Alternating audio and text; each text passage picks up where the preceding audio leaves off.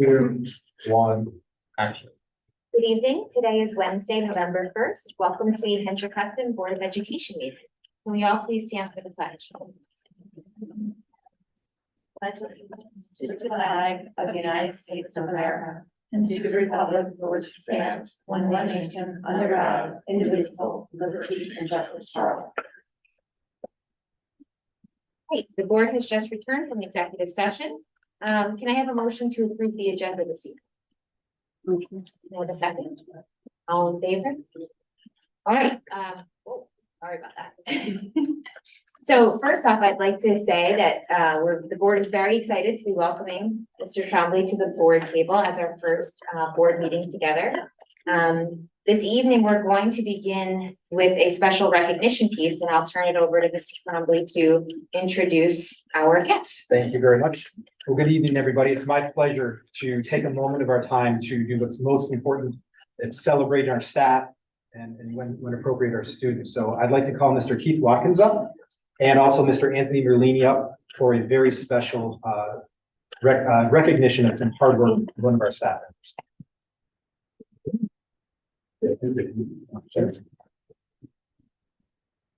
Thank you.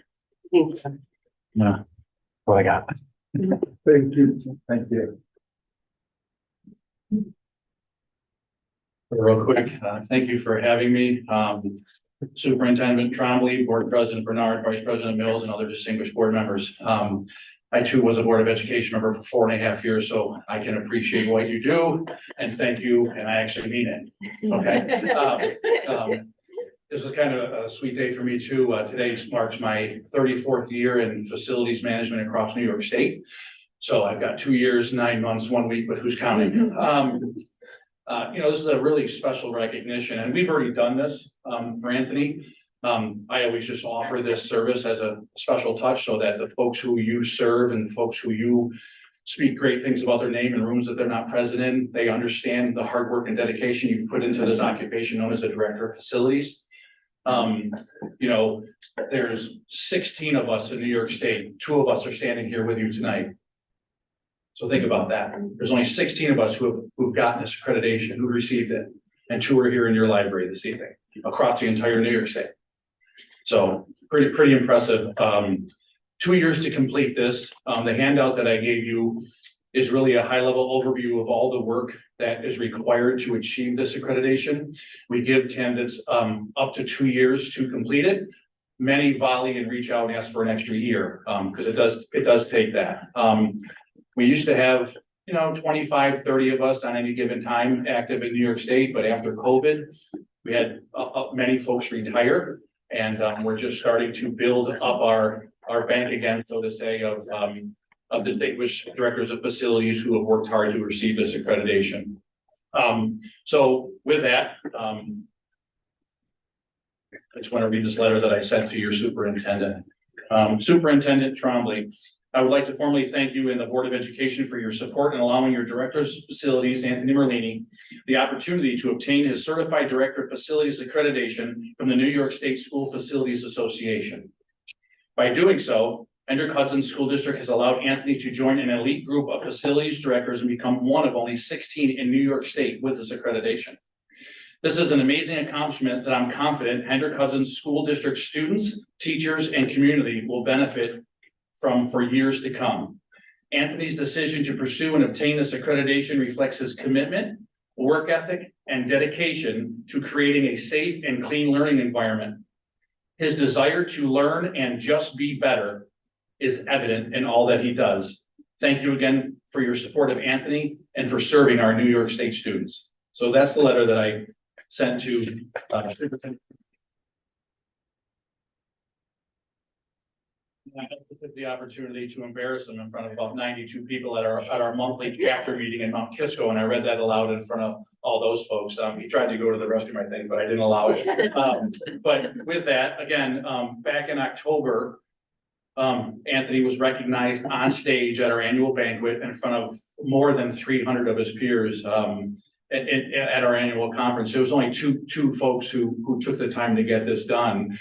And you could see the jealousy in a lot of folks' eyes, and I just told them to knock it off, that you could do this too if you really want to. So I do commend Anthony for putting in the time and effort, because with the jobs that we have, families, other things, this isn't something that you just carve out a few hours and you say, okay, I did it. No, it's a journey. It's definitely a journey, and Anthony chose to be dedicated and to get this done. So again, congratulating Anthony on finally getting this done. I appreciate all that he does for you and what he does for our students and our association. So thank you. Thank you.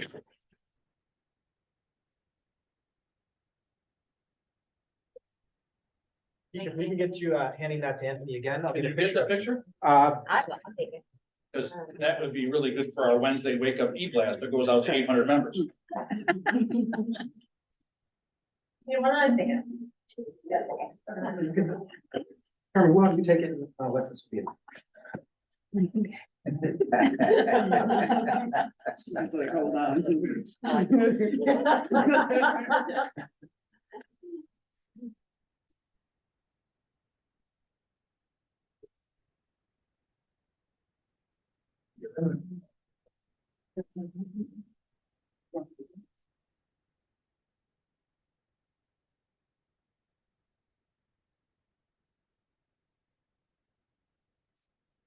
Thank you.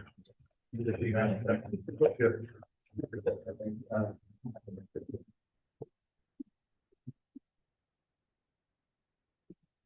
be great. Thank you. And I've worked with Mr. Trombley in the past, and you've got a great one. Thank you. So, yes. Keith is, Keith gave his recommendation to Mr. Malini. I think it's definitely an added on there as well. Just to, thank you. Thank you. Enjoy. Anthony, just another word of thanks for your dedication to our students, our staff, and our facilities. Anthony's work and his team work touches all of our students. And so it's already been a pleasure to work with you, listening to your counsel. So congratulations on a job well done, and thank you for representing our district so well. Thank you for your job.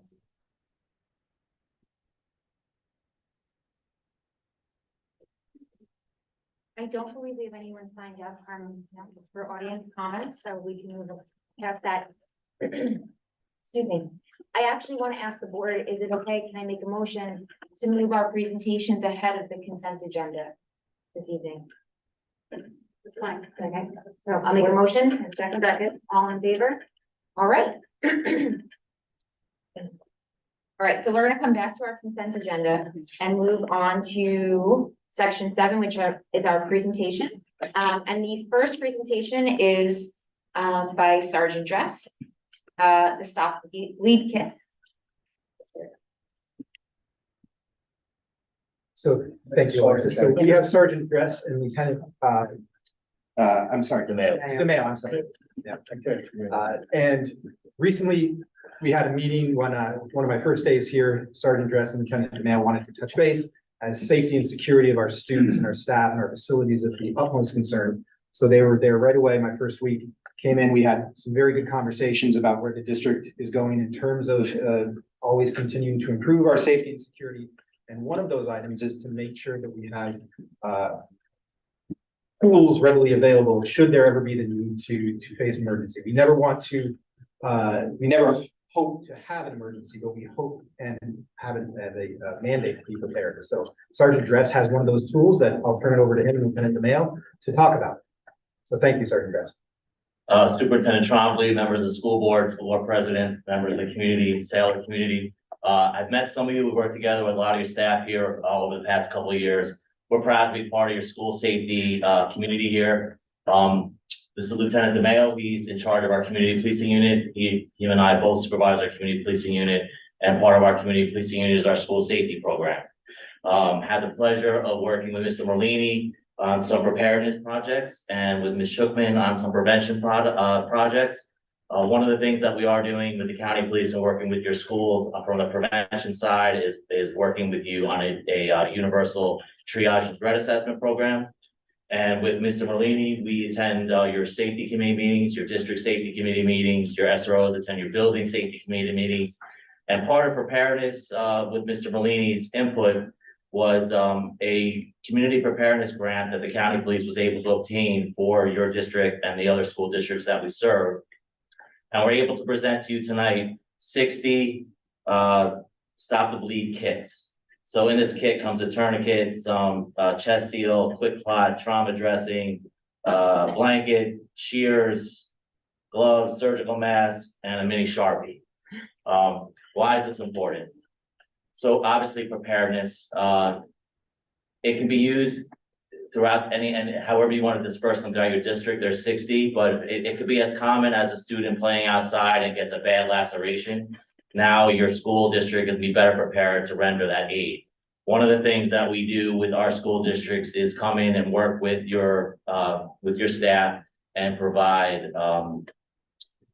what we're calling it, it's basically first responder training. It's immediate responder training. So a lot of the you members of the community here today would think of first responders as police, fire, and EMS.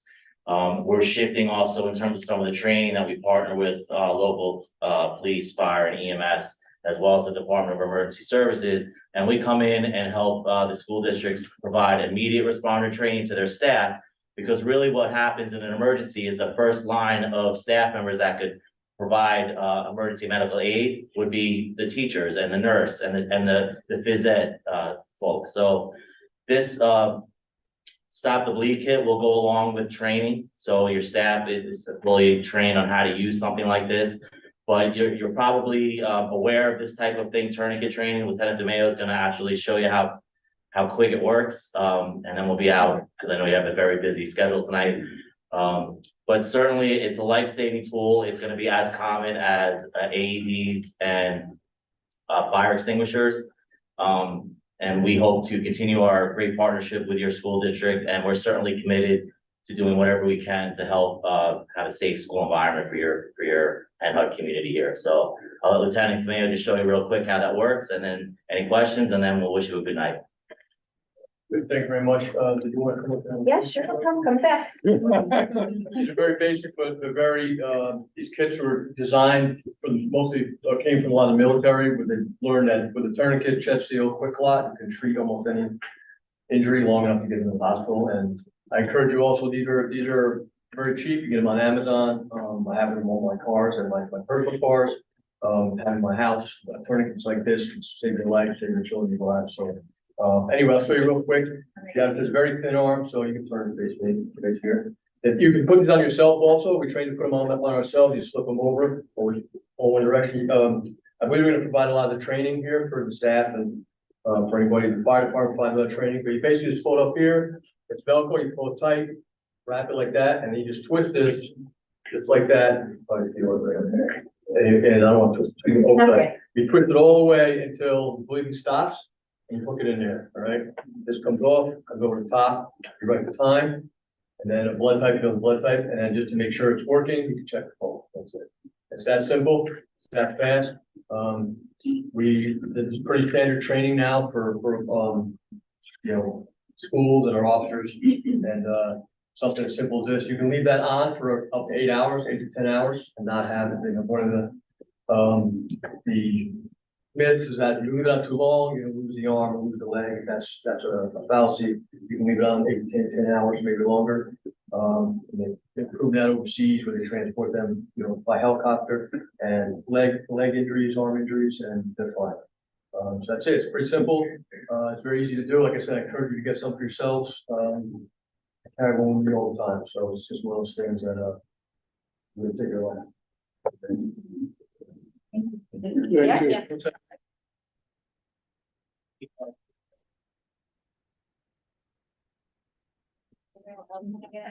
I have a quick question. Do you apply it on, above, or below the laceration? So it's always above, okay, and that it always goes as I was high gonna say, as you get it. All right, and you can put more than one on it.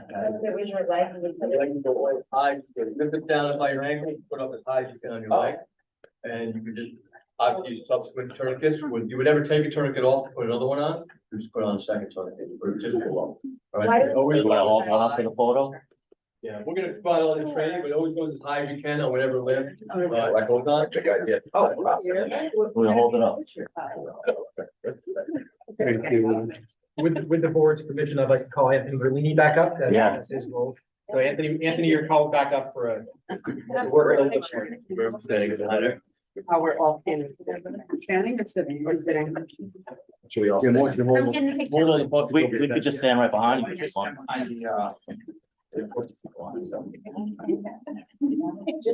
Should get the back.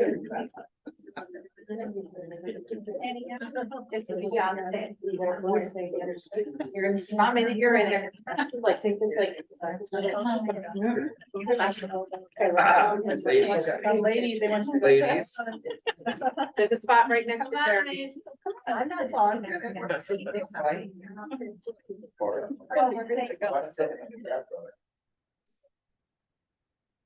All right. Thank you. Thank you. Thank you, everybody. Thank you. I tried to. Anthony, it's all for you. We're in the same boat. You need a different. Oh, we don't. There's 6 I'm can't use Amazon. I'm going by turn today. Oh my God. Starting at Amazon. Why don't you announce that they're gonna be training for the security team November 7th? I think the security guards got it. So before Sergeant Dress and Lieutenant DeMail leave, just want to thank them for their partnership and the safety of our staff and our students. That is the utmost priority of the district. We have a mandate to return our students to their families in at least the same condition that they come to us, if not better. And we truly value the partnership with all of our law enforcement agencies and partners, and thank you for being here tonight. So thank you. Wanted to include that, they're training the security guards next week on November 7th for the Stop the Bleed. Yeah. Next week. Great. Yeah, thank you. Great. And next, on our presentations list is the Hen Hud and the Blue Mountain PTA. Ladies, if you need me to come up and, display anything, I'll be right there. It's ready. Our own banner light. And That's right. take it from- I don't know which is going first, Hen Hud or Blue Mountain, but Rebecca. You're first. Sure.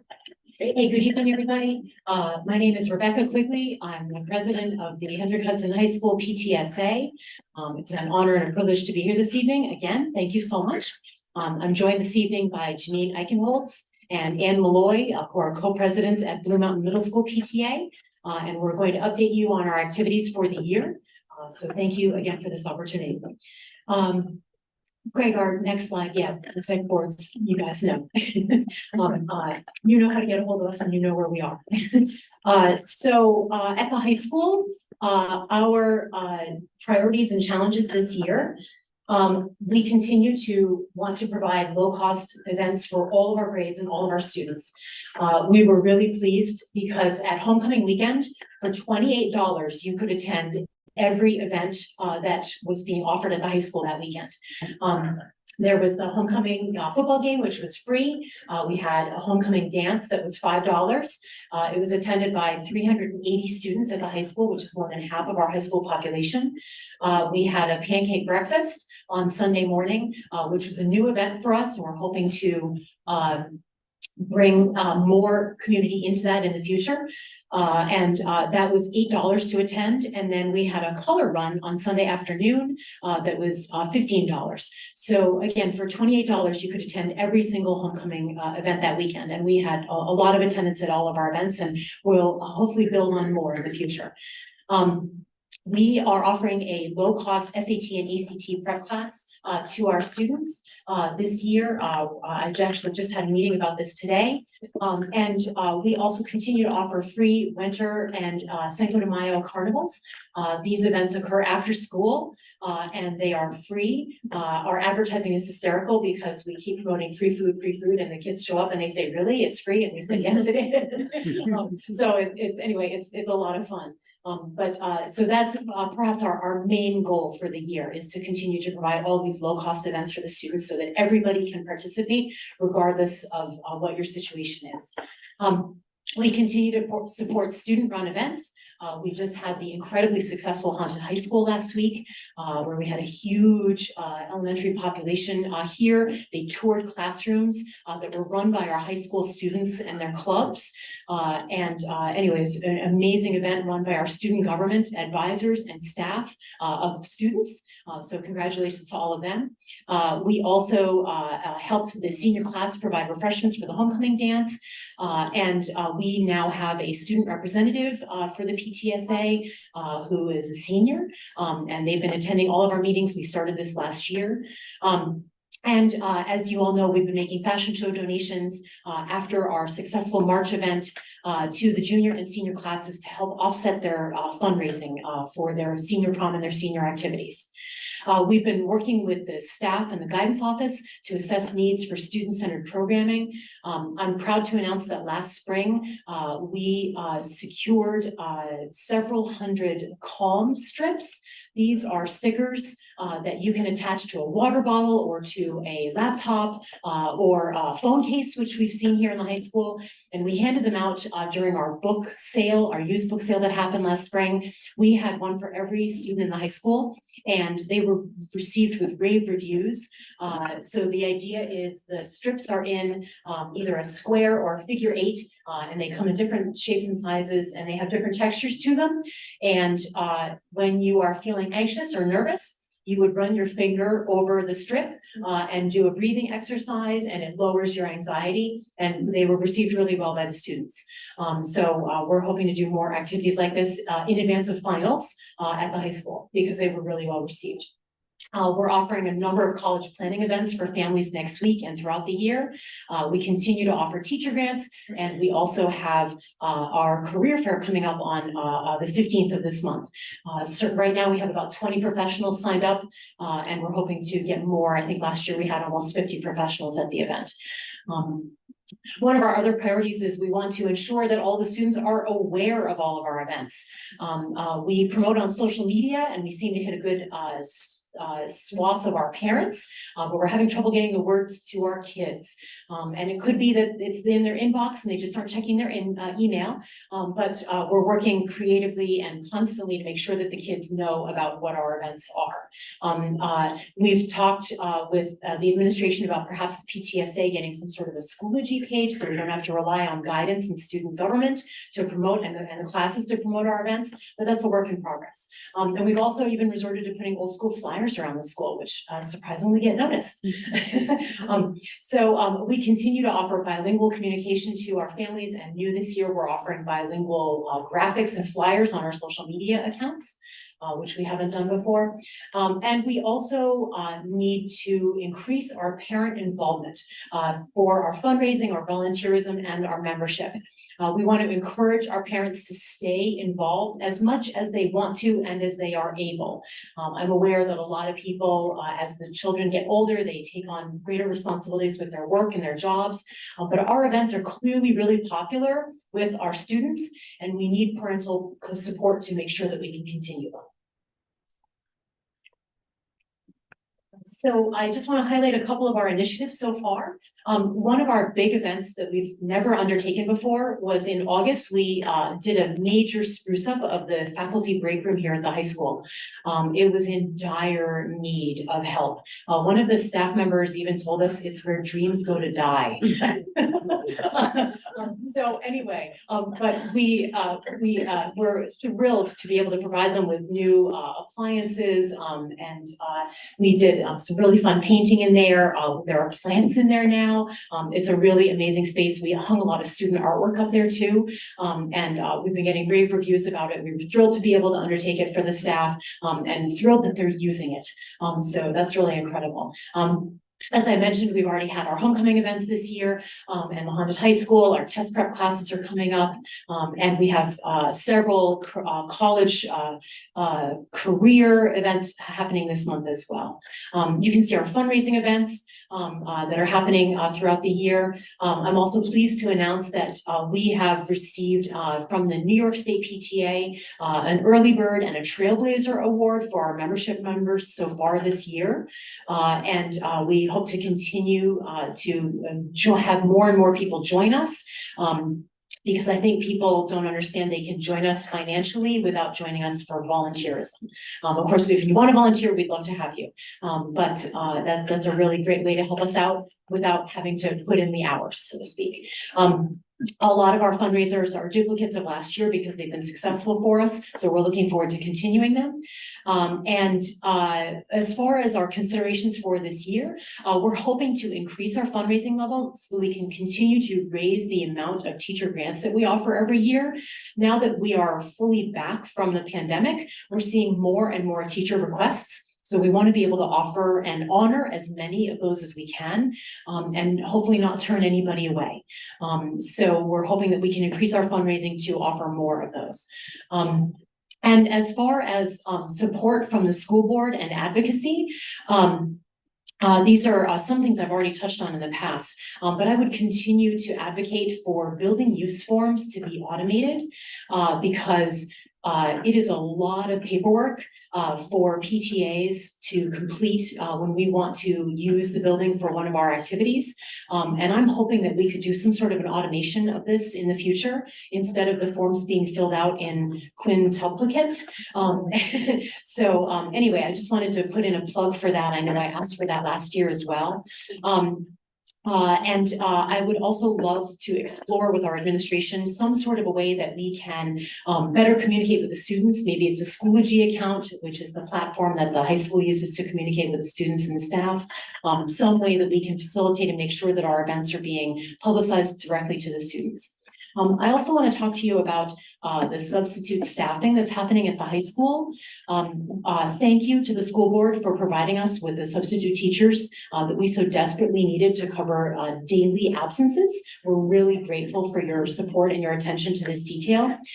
Another issue that we're seeing at the high school right now are long-term staff absences due to either medical issues or perhaps a staff member is out on medical leave awaiting a medical appointment or medical testing.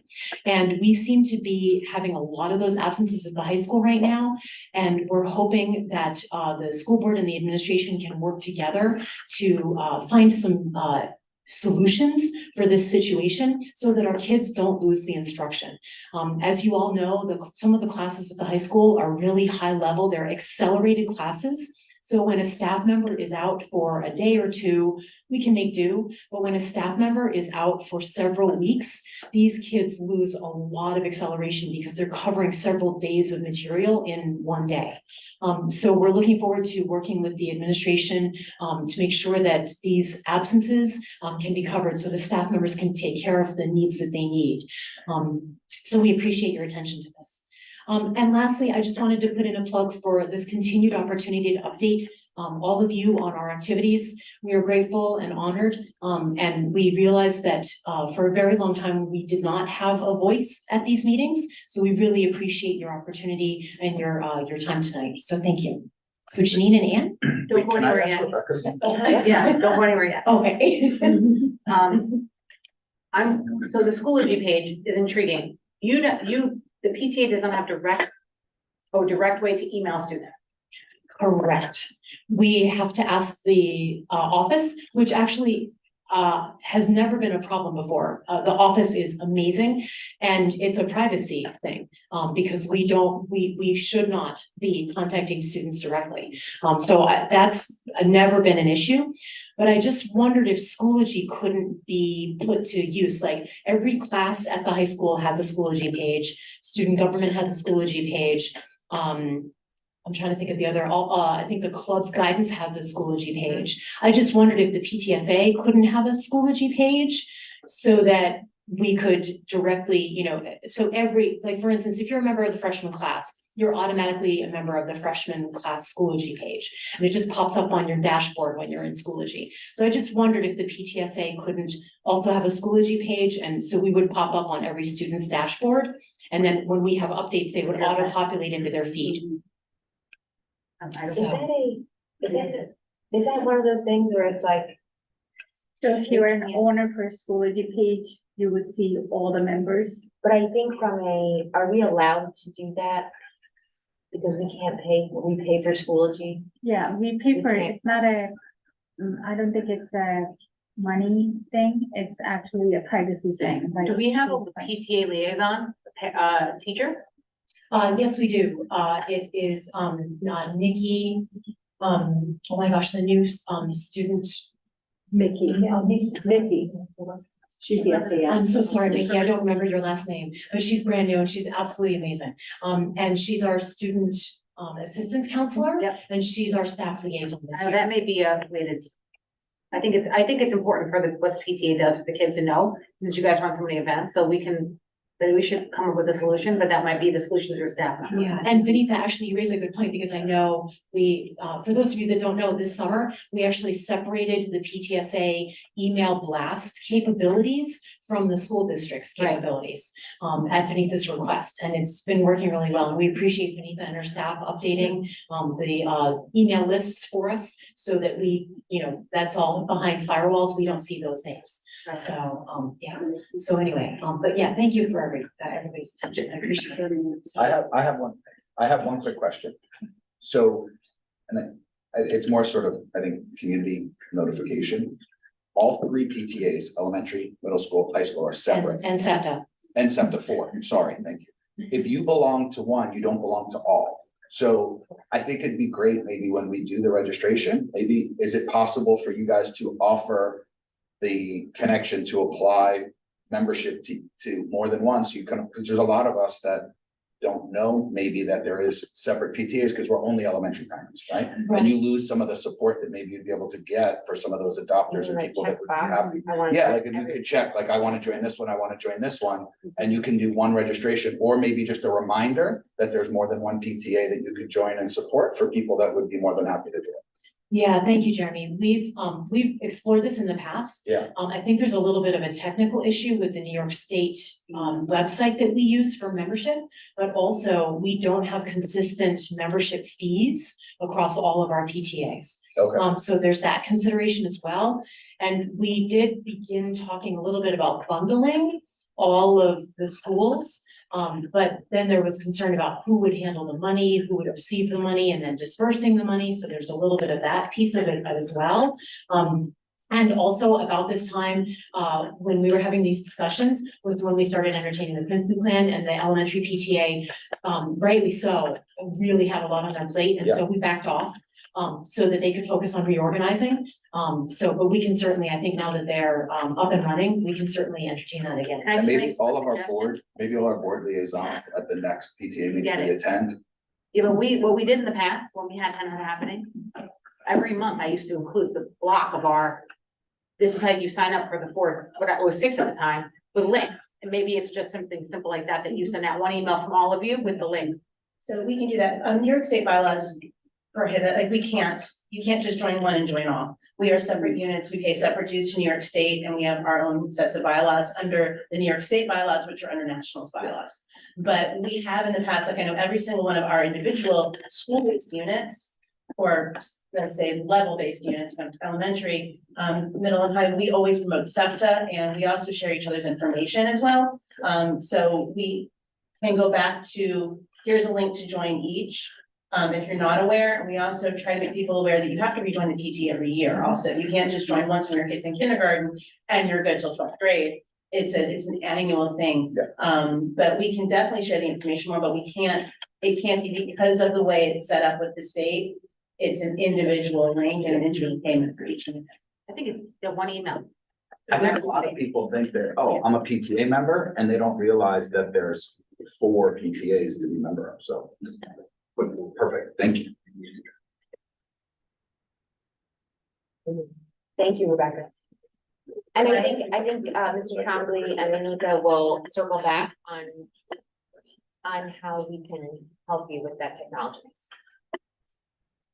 His eyes are lighting up. You guys all know, I'm Janine.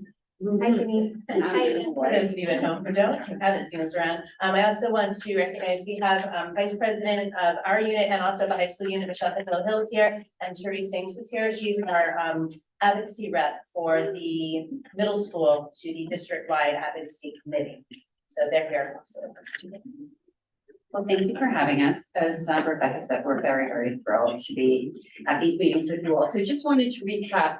When Janine and I started last year together, there were a couple of things that we knew immediately we wanted to address, and communication was one of them. I'm sure our meeting was your favorite meeting last year. You remember this, and just in case you don't, we had come to a point where people were desperate for communication, but they were drowning in communication for the district. So we made it a point for the middle school, at least, to really streamline our communication, make sure it was simple, make sure it was a regular cadence so they knew when to expect it, and also to make sure that it was accessible. So we were translating it to Spanish for the district. That worked out really well, got a lot of very positive feedback. We do it both in email form and using our social media, and we're going to continue to do that ongoing. And certainly what we do is anytime we're sharing anything, we do share with the other PTAs and we share their information. We cross-pollinate our collective social media to help sort of really evangelize what's going on in the district. So that is one thing that worked really well, and we will continue to do that moving forward. And we just joined Instagram. So the middle school is now, yay, we haven't done anything with it yet, but we officially have an account. And so that will be coming up soon too, in addition to our Facebook group. That is very true and very exciting.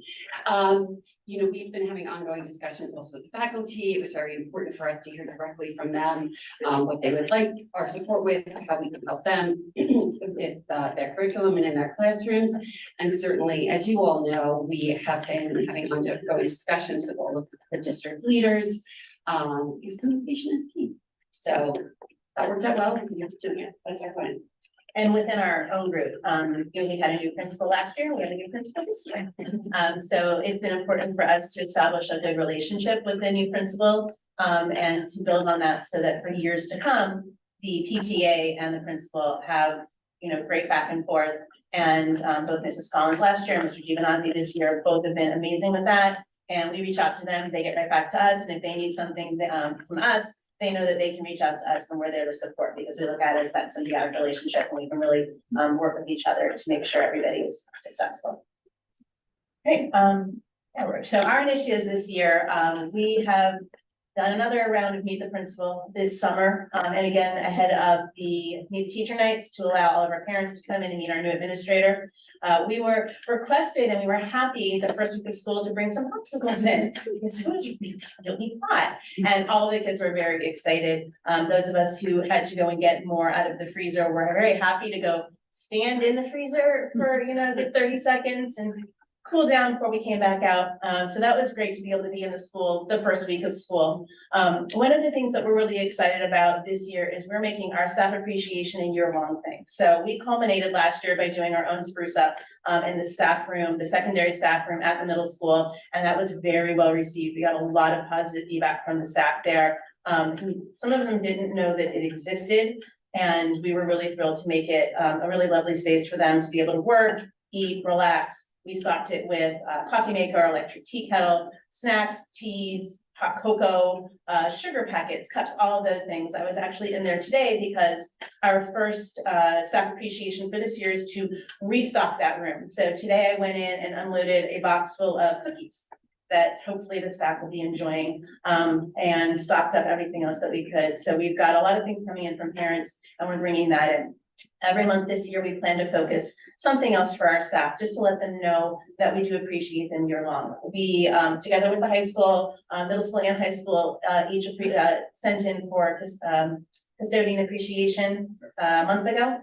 We provided lunch for our custodians. We recognize each of our staffs, our nursing staff, our guided staff, on the appropriate days throughout the year. And we will, of course, recognize our teachers during Teacher Appreciation Week next May. But like I said, we wanted to make sure that this is an ongoing thing so they understand that we see what they do, we see what you guys do, and we really do appreciate all of the effort that they put in and the hard work and dedication to our students.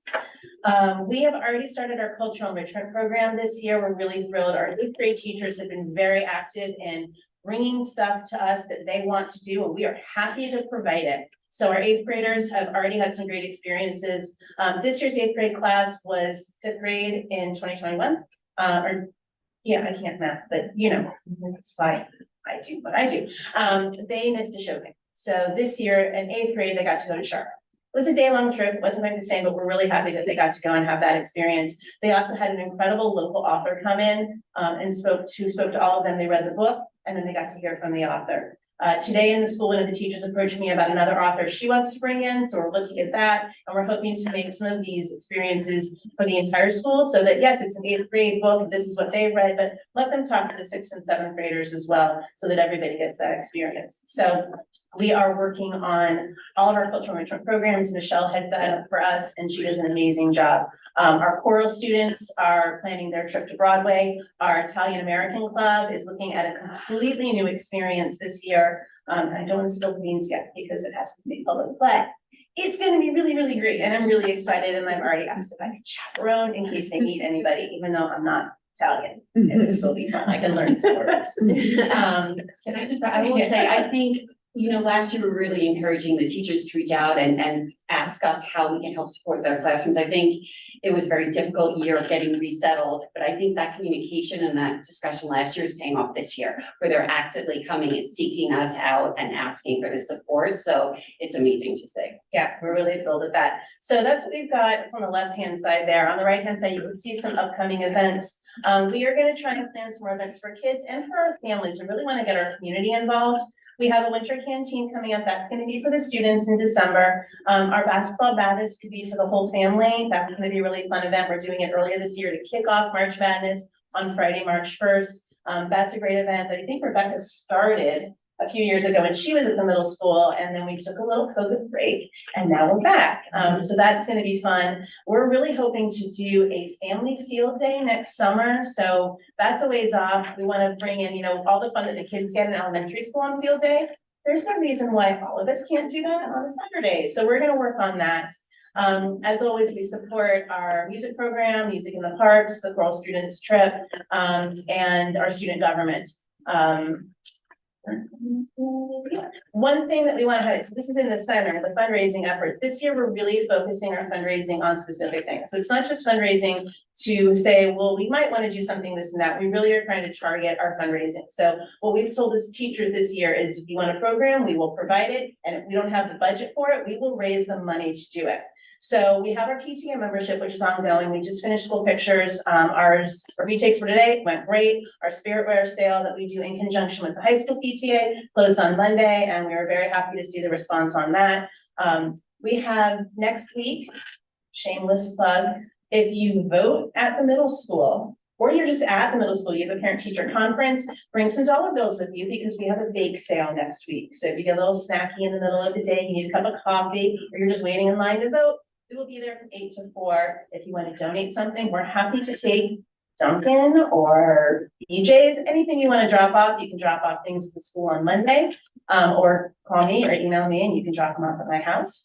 But we'll be there. So we have that coming up next week. And our big event that we're really excited about, that we are close to finalizing all the details for, is we're doing a holiday shopping extravaganza on Tuesday, December 5th. You can kick off your shopping season. We are working with the music teachers at the middle school to hopefully have a performance by some of our students at Barnes and Noble.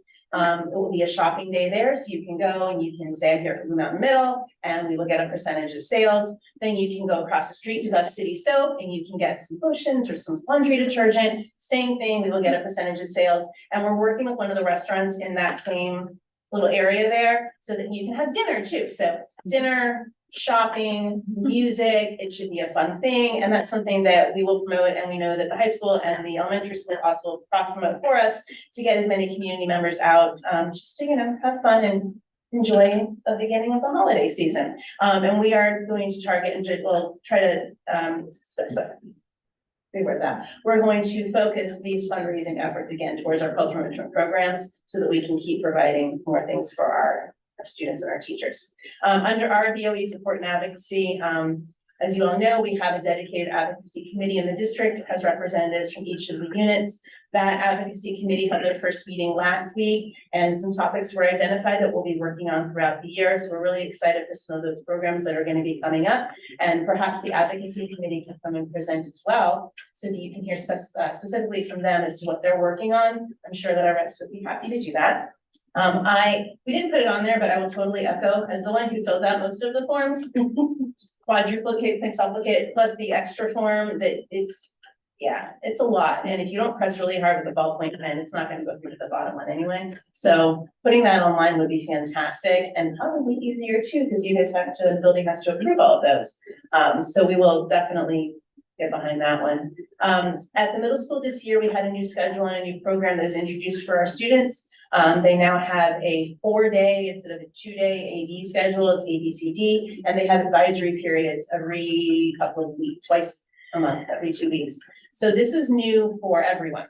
And we are working with our administrators, Mrs. Scullins, who came up with the idea, Mr. Giovanazzi, who's implementing it, to put together a meeting hopefully soon where this can be explained in more detail to our parents so that they understand it, because it is a bit of a shift from what we had before, and it impacts our electives, it impacts what the kids are getting on a daily basis. So that's a big event, a big advocacy effort that we're working on specifically at the middle school, and we'll be updating our parents and our community as we get more information on that.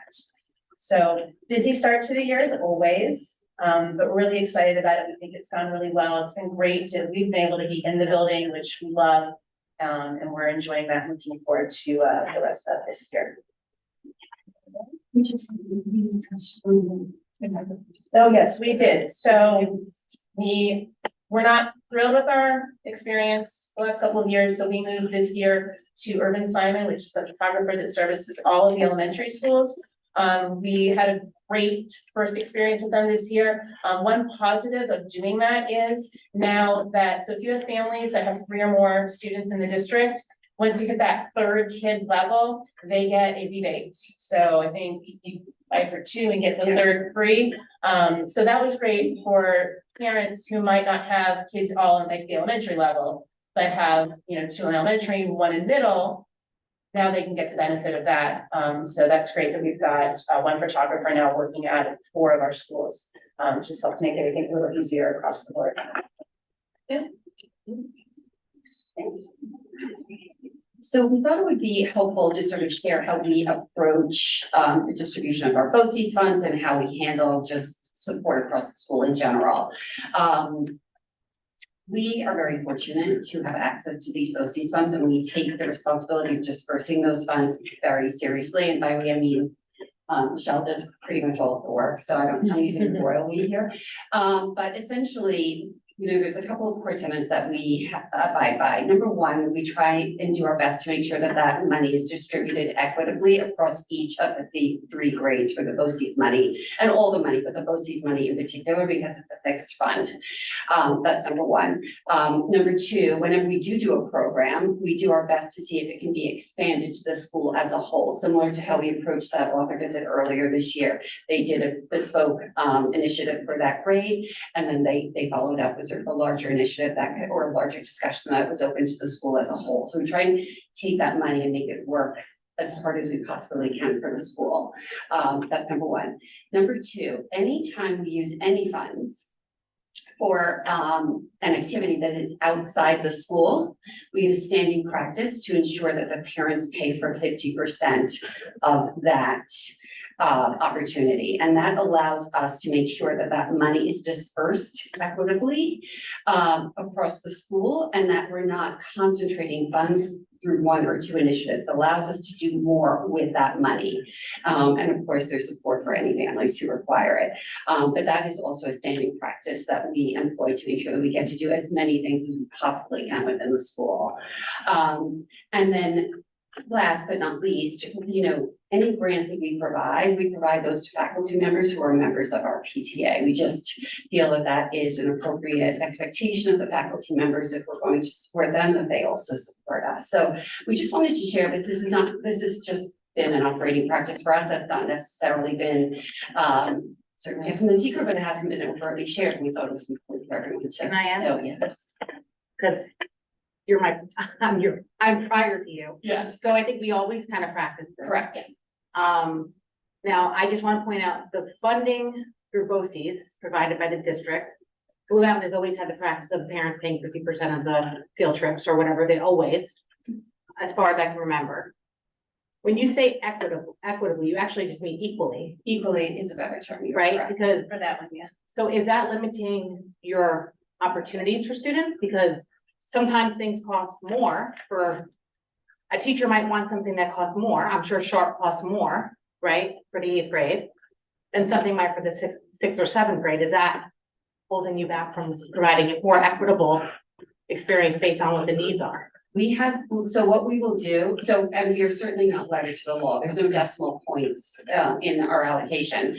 But if it's something that is going to cost above a third of the cost, we'll look to see if there's a better way to fund that from a different source of funds. So we're not going to deny somebody that money, but we do our best to make sure that it's distributed equally across the grades. And then to what Janine was saying earlier, now that teachers are acknowledging earlier in the year how they would like support, it allows us to do that better. So if we know that they want to do something in May, we know we can either look to BOCES to fund it potentially if it fits the criteria, but then we can also fundraise if it goes above and beyond that allocation and sort of address it in that manner too. So for this year, we've spent our allocation for 8th grade already between the author visit, which they did negotiate. There was a price. We said, can we work on this?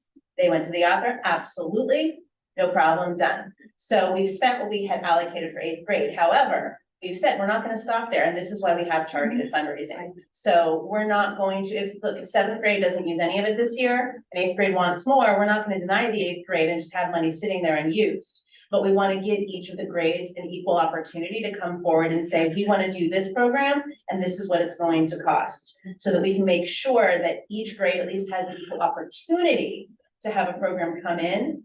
And then if we need to raise funds above and beyond the about $3,000 that we've allocated for each grade level, we can do that. And we can say we're going to do a fundraiser and it's going to be to support this. We've also found, or at least I found during my time at Furnace Woods, that people like supporting a fundraiser when they know where the money is going. So if we say, we're going to do a fundraiser of selling candy bars, because, I got that email today for junior class kids, then, and this money is going to support a program for the 8th grade to do this. We'll get a lot of buy-in from the 8th grade families, probably from others as well. So yes, equal is probably better than equitable there because the costs are The cost of it is different. We have this in elementary too, right? Yeah. It's more about the program. Yeah, the program that was requested today was by a 7th grade teacher, 6th grade teacher. So we're hoping that, great, we've got a 6th grade program now that we'll have, they're working on and getting information. And you guys might not know this. What is your BOCES allocation for middle school and what about the high school? Our allocation is like 11,100. What we do, because the way the BOCES works, some of you know this, that you pay fees to BOCES. So we have 11,100, which equates to about 9,000 that we actually get to spend because the 17% fees, we take that off the top so that we're not then having to spend more on the fees after. So we take that out and we say, this is our working budget for BOCES. So ours this year comes out to about $9,000 for the year. Yeah. For 500 and something children. Yeah. You know the numbers. Yes, and then what I will say though, by dividing the money by grade, we're also actively encouraging, let's say we don't hear from the 7th grade. So we will actively pursue 7th grade opportunities to make sure that they also have that. So it allows us to also, I would say, encourage more participation in BOCES money too, and it's like just sitting here. Yeah, and then we have separate line items for other programs as well. We also offer teacher grants for the classroom and for our clubs. We have a beautification grant every year, so the teacher that sponsors the beautification club, they can go by dance, and we can do things like that. So we have that is also separate. Two things I was gonna say, and one is next week is the annual PTA convention, and I am representing both the middle school and the high school units, so I will be reporting back to our units.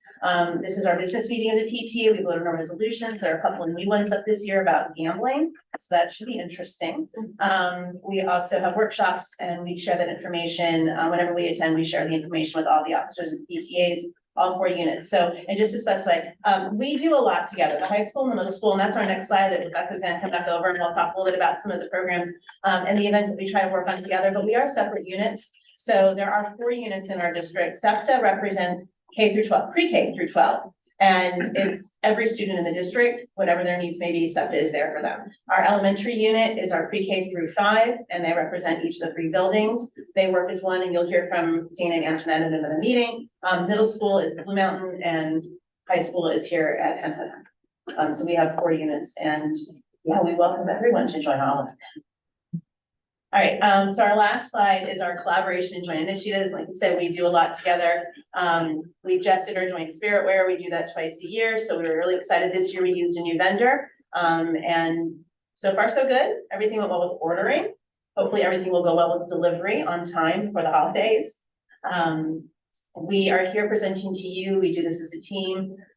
We always try to get our PTA convention and representatives at our local Westchester East Putnam region PTA events. Things that we do is the Ask a Ninth Grader panel. We do that every year. We hold it here. PTSA sponsors it, and we promote it to our 8th grade families so that they can come in and hear from the 9th graders. Our used book sale, we've done it 2 or 3 years now. 2 years, 2 years together, and that has gone fantastic. It's grown every year. This year, we're moving it a week up in June, so it will be before classes end and seniors are kind of getting out of here. We do a couple of days here, a couple of days at the middle school, and then we ended up last year at the Portland at the youth center because it was going to be like a rainy day, and it actually, I think it went really well there. We're going to look maybe at doing that. We'll look at that again, but it allows that, it opens up to the whole community as well. I think the joint meeting. We've held a couple of meetings last year with our district administration to allow our middle school and high school students to hear from Dr. Laura came and presented to speak about staffing at the middle school and high school. So things like that, when we have issues that impact our secondary level, we love to be able to do them together instead of having to have a board member, a superintendent, or an administrator come and meet with individual units. To do that together and get information out to all of our families together when it impacts them is a great opportunity, and we really appreciate all the administrators who have been able to do that for us. And we focused it on a single topic to sort of help manage the discussion, and that worked out really well for us as well. Did anybody have any questions for us? Further questions? Thank you again. We really love being able to be here. We love being able to share with you guys, but also with the community. So if anybody's watching at home, watching tomorrow or next week, we hope they know that we're here for the families. That's our main goal. And we're happy to be able to share this information. So thank you. Thank you, everyone. And we'll make sure that we get a date on the calendar for the spring that is not the night of the budget vote. Thank you very much. Yes, so after the holidays, we'll start talking about I that. mean, if you want to set records, I could try, but That was so unbelievable. fast. It was unbelievable. Not fair to you guys. So thank you for being here. So just want to thank Rebecca, Janine, and Ann for their presentation tonight, but also the warm welcome of you and your constituent groups. I would encourage every parent, student, teacher, and faculty member to join the PTSA and PTAs, because as you can see, how much you truly give back to our students and bring the overall community connection to our schools to a level that truly shows the value of what good partnerships can do. I could add one thing on to piggyback onto that. So Rebecca mentioned that the high school PTSA won membership awards for September and October for reaching certain goals. The middle school actually reached both of those goals as well. The goal set out for us by New York State PTA for November is the staff award. And each unit's goal is to have 75% of their building's staff as members of their PTA. So this month we'll be doing a big push to staff in each building to join. And we hope to be able to add another little badge to our annual set of awards that we've won. So thank you for saying that. And how do we sign up if we're interested? We will share the links. We each have our own unique link for joining. So we will figure out the best way of getting that out there, but we will post and we can put all 4 together in one graphic. And we can share that in the community groups on Facebook, and we're happy to share also with a district communication. I know that you guys send them out. We can maybe pop it in the parent square so everybody knows that if they want to join, here are the links for each of the units. Thank you.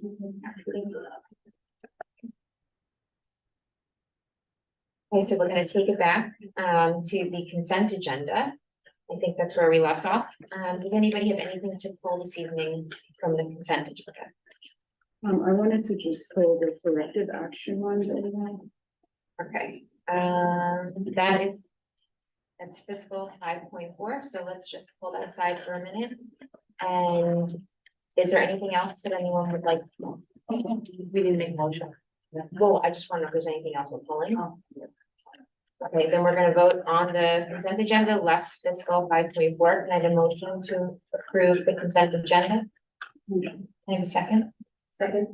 All in favor? Okay, so Tamika is pulling fiscal 5.4, specifically the corrective action plan. The risk assessment report for last school year. What was your question? So under, I know we just have it noted that we're just, I guess on here, it had student helpers would review and verify the inventory for the tax from last summer. And just a recommendation in the document that was attached, it said that we should employ a separate person from the business office. So Can you get background on what the document is? Yeah, this is our risk assessment, right? This is our risk assessment. This is the recommendations, and observations based on some of the higher level concerns in the audit. So, yes, one of them is, This is from an annual audit. this is from our annual audit, yes, this is just those portions. Mhm. So in here, it was the observation and recommendation was that the school district has full assets performed every 5 years by an outside vendor. Although the district has a full fixed assets performed every 5 years by an outside vendor, period walkthrough observations are not performed between appraisals to verify that tags are fixed in location are accurately documented within the inventory software.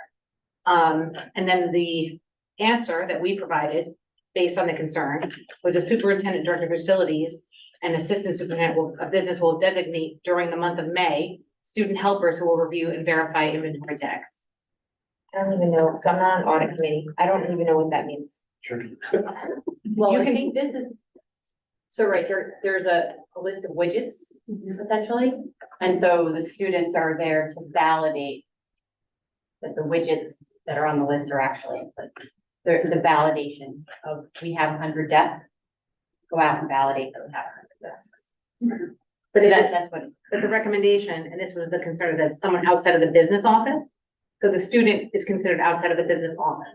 okay. So we are Just so following that they're supposed recommendation. to sign off and confirm that what they've done is correct. Someone outside the business office. Okay. And it's a labor intensive job where you're literally going to the fixed assets and you're finding the ID tag, you're verifying the ID tag with the fixed asset and you're checking it off. I guess the question is, did we did that last year? No, that's why there was a recommendation to do. We've never done it. We usually, what we do is every 5 years. Every 5 years, we do a full asset check. And then on a year-to-year basis, depending on what we put to sell, so then we decrease that inventory, and every asset that we buy, we add it. For example, Benita does that with all the computers, and I do that for the rest of our assets. So, for example, Benita gets 100 computers, and here people will tag them. I don't know if you have your computer or anyone. yeah, you'll see it else. on kids. You when can your see it in student the or back. child. There's, it's over $1,000 is fixed assets. So any Chromebooks doesn't count, anything over $1,000, they have to tax. And then there was the other one, which was the vendors. And and how we're going to take the recommendation that we have to periodically review our vendor database. And how their recommendation to do that. Do you want to speak to that? Anyone? What we discussed? What's the So- examples of vendors?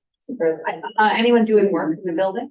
Yeah, so No, any or selling anything. Yes, to the- anyone we have a PO to. So I think the Right. idea behind that is to make certain that you don't have a vendor who you're not doing business with actively listed as an active vendor, which reduces the likelihood that someone could commit fraud or have an erroneous payment made to a vendor who's no longer actively doing business with a PO to the district. So you have 500 vendors and you're actively working with them. There's 700 in the system, and there's 200 that could be purged, and that's 200 fewer opportunities for a mistake to. But when was the last time we did it in this district? I don't think we have ever done it. So we've never reviewed.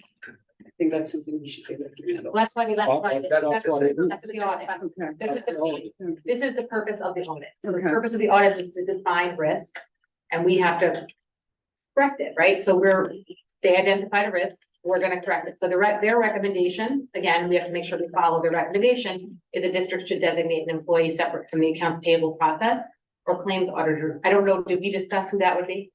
I don't think we picked the person, we said that they would assign. the person. Yeah, the superintendent and I will decide who will do it. So that will be followed the recommendation. And then the third one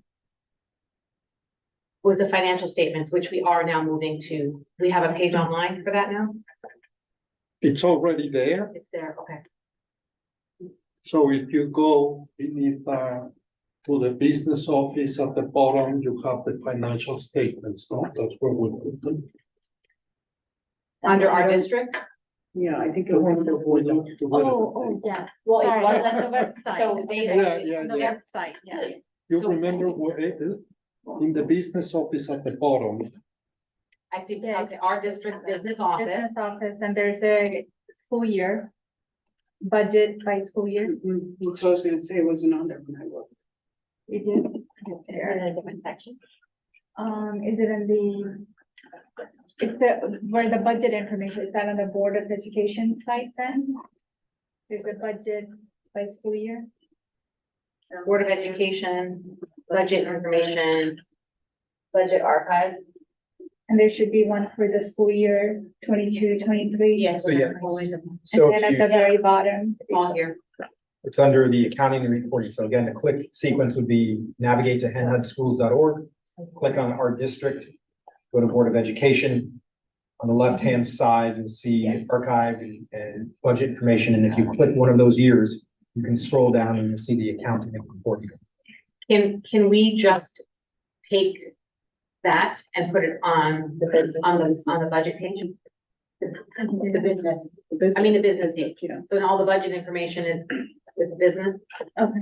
okay, Would you like to move that into the operations, maintenance and safety? Or do you just link to it? Yeah, just put a link to it. So it can be in both, In both right? places. Then it's just link Just to. add a link. So I think the simplest explanation here is this all occurred from an audit and they looked for places that we should do things a little differently. So we haven't done these either in ever or in some period of time that they feel to be sufficient. They're now saying, hey, these are some areas we want to see these. And then we go and say, okay, got it. And then put them in. So for the next audit, they'll be completed and they show corrective action. And then the reality is they're probably going to find another series of items that they would like us to show improvement on for the following. I mean, I think it's just, it's like a hamster wheel, right?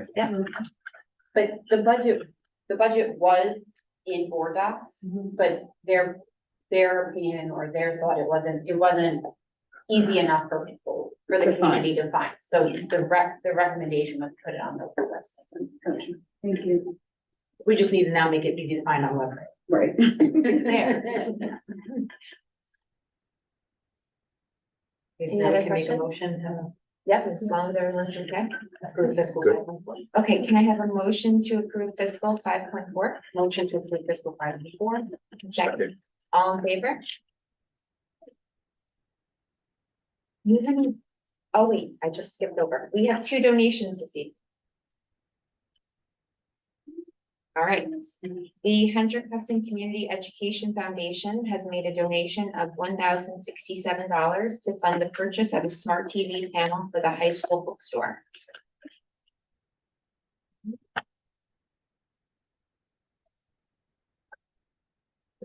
one more. The Hendrick Hudson Community Education Foundation has made a donation of $1,908.93 to fund the purchase of 17 graphing calculators for the high school.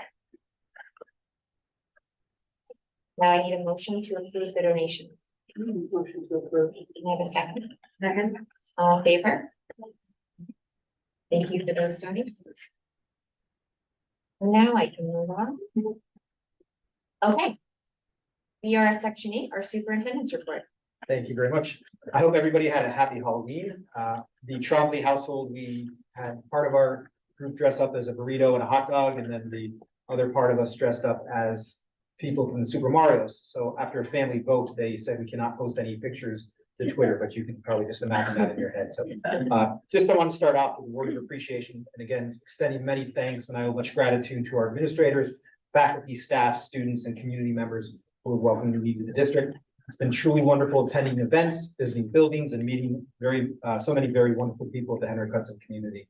And again, if you see me out and about, please be sure to introduce yourself and tell me what you love about the Hendrick Hudson School District. Also, a special thank you to our cabinet members, to Carmen and our central office staff for all their help as I am process. It takes a great deal of time to train a new superintendent, and they help me find which doors not to open, which stairs not to go down and fall down and get trapped. So thank you for that. Starting off with our summary of some athletic events. Unfortunately, this evening, our ladies sailor volleyball team, I just received word, they played a hard fought match and unfortunately ended their playoff journey in the 5th set in the Class A semifinals. So we wish the ladies sailors volleyball team congratulations for a fantastic season, and they have much to be proud of. So unfortunately, they didn't tonight. Continuing on with athletics, our cross country team is competing in the Section 1 championships on Saturday, November 4th at Baldwin Park in Dutchess County. Should any members of the team advance, or the team itself, they will be advancing to the state finals in Syracuse on Saturday, November 11th. So good luck to those athletes. Our girls swimming is participating in the Section 1 championships on Wednesday and Thursday at Felix Festa Middle School in Rockland County. And want to just go off, read some fantastic accolades for some of the following teams this past fall that won league championships. Our ladies volleyball team won the league championship. Girls tennis was co-league champion with White Plains. And of course, our boys cross country. So please join me in congratulating all of our scholar athletes, their teams, coaches, and athletic department staff on a wonderful fall season.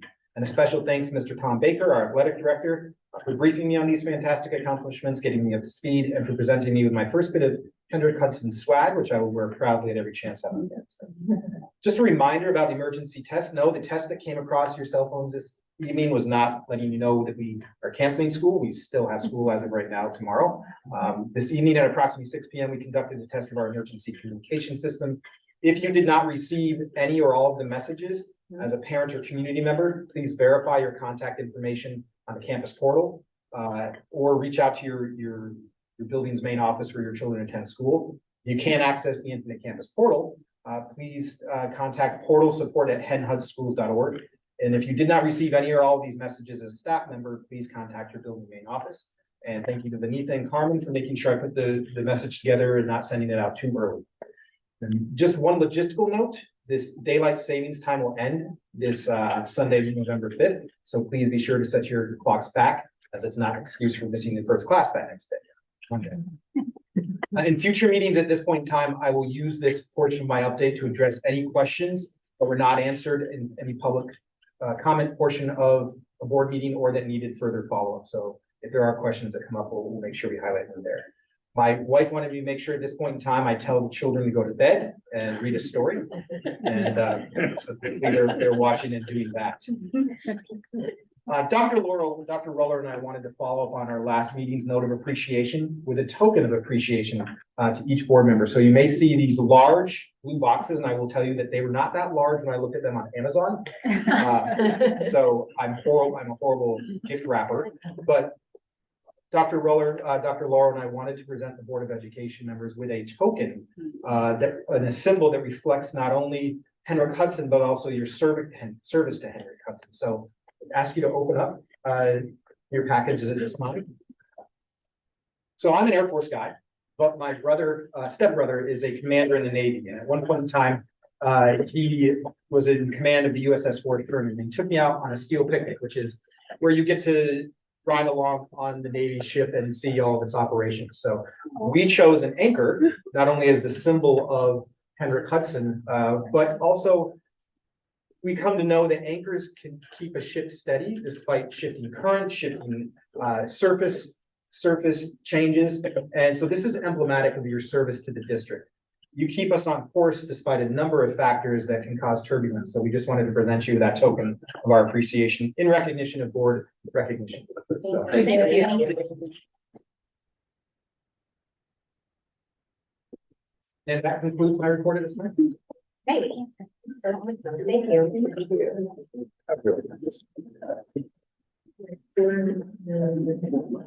Oh, yes. The survey should have gone out to all parents, students, and staff by building to help inform our work that we will be doing with Bradley Geis, consultant who's joining our district on November 14th and 15th to help train our site-based teams. The essence of that is that with the development of our site-based teams, one aspect of their work will be to engage in reviewing survey data, perception data, on an annual basis to engage in the continuous school improvement model. On the 14th and 15th, our administrators and educators will be trained on that process, on how to use that data. And the end goal would be that on an annual basis, those administrators will help to facilitate site-based teamwork to include parents. Mr. Bradley Geis mentioned that parents should definitely attend the second day if they are part of those teams to see that process. He's confident that after a few minutes of your attendance, you'll understand the process, you'll feel comfortable walking away. And the purpose is that we'll build capacity with our administrative team, so no matter what parents are on those site-based teams, they will have the capacity to train them when it comes to that.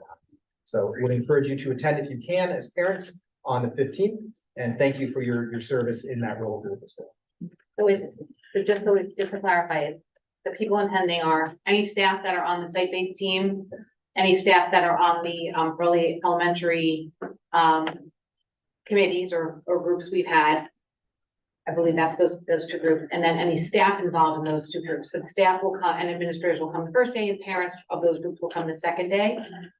The survey itself is important because we're actually asking students and staff and parents to fill it out. Yes. And the students, 3rd through 12th grade, are doing it hopefully in school. Yes, I believe, Margaret, the secondary is doing it in their English classes. I'm not sure what Lauren picked, but that is usually how it is done, this type of thing at the high school. The email went out to all 5 building leaders, and we know that schools have engaged already. The suggestion was that they pick a time, as Mike just said, so that it encourages you to get it done.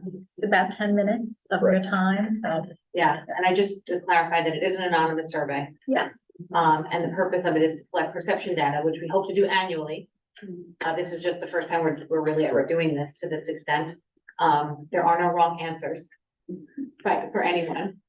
So really do encourage people to participate. It's the only way that we can really the more people that participate, we can really fully have our staff and our teams work at a level to figure out and identify what our needs are, where we want to move. And for parents at home, it's only 3rd, 4th, and 5th in elementary. Yes. And the data that we glean from the perception data is directly related to programmatic improvements or suggestions related to the climate of the building.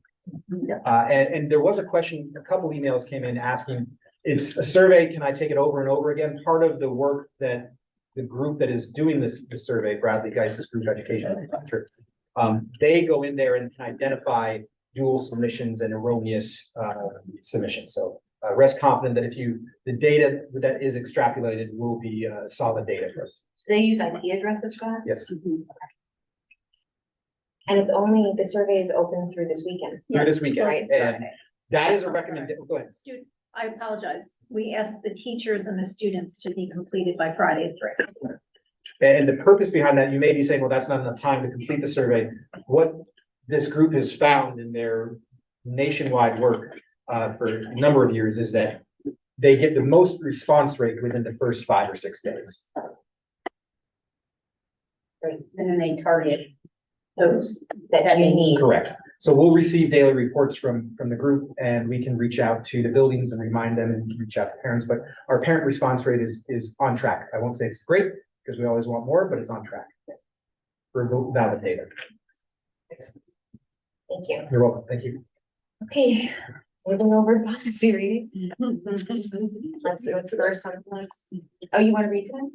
No, I cannot wait to ask if we're ready to wait. Okay, the first one, Erica, is 9.1 on the agenda. Second reading of policy 1230, public participation at board meetings. Okay, this is the second reading.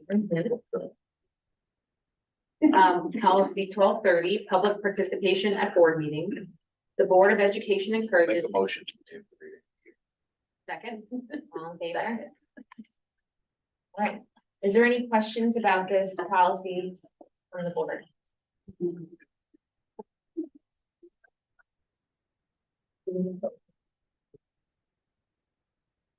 Oh, this was to revamp and, public participation at board meetings. It was originally 4 lines. Yep. So we really wanted to enhance it and, put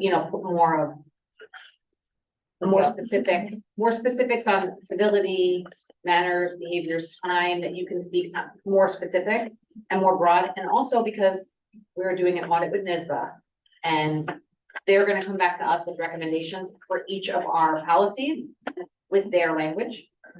And this is their language with our hen hut twist. Okay. So this is one of those examples. Okay, can I have a motion to approve policy 1230, public participation at board meetings? Motion. A second? All in favor? And Erica, this sort of reinforces the adjustment that we made last year for the Yes. participation, right? We're maintaining the opportunity to speak at the beginning of the meeting. People don't get the babysitter and sit here for hours to share something. Yes.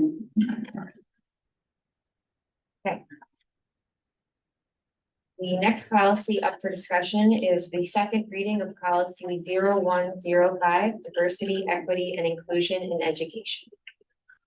Policy 0105, diversity, equity, and inclusion in education. The Hendrick Hudson Central School District Board of Education believes that a diverse and inclusive environment. Motion to waive the remainder of the reading. Second, All in favor? But we didn't have any changes the last time. We made a change based on the wording that NISBA used around diversity, where instead of genetic information, it's learning style and or other human differences. So it's a little bit more broad, but that was the NISBA wording under that. any questions from the board? Can I have a motion to vote on policy 0105, diversity, equity, and inclusion? Second, all in favor?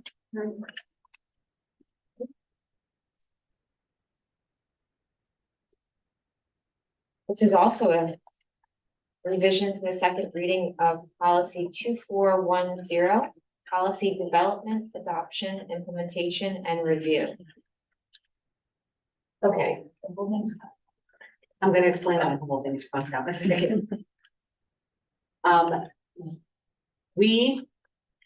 We updated this, but the original reading of it was not the NISBA version, the NISBA recommended version. So we went in and we revised it completely. So now it is the NISBA recommended wording, again with the hen twist, because it takes into account our, that we have a committee, we have a policy committee. NISBA doesn't assume that you have a policy committee, we added that in here. And then the other part that was not in the existing is the review. So, and this is where we were lacking for many years, right? So we want to make sure that this works for Hendrick Hudson. So under the last paragraph, under review, do you want me to read it first? I don't think you need me to read the whole thing. Well, I think you have to start. So let me start. Ready to start. So policy 2410, policy development, adoption, implementation, and review. The Board of Education is responsible for adopting and assessing. Motion. Second. All in favor? Okay, go ahead. You're just gonna read the last about part. the Just gonna summarize. Yeah, the rest of it is all the recommended NISBA wording, on policy development, adoption, implementation, and review. The last paragraph is really the only thing that was adjusted for, based on this, other than where the policy committee goes.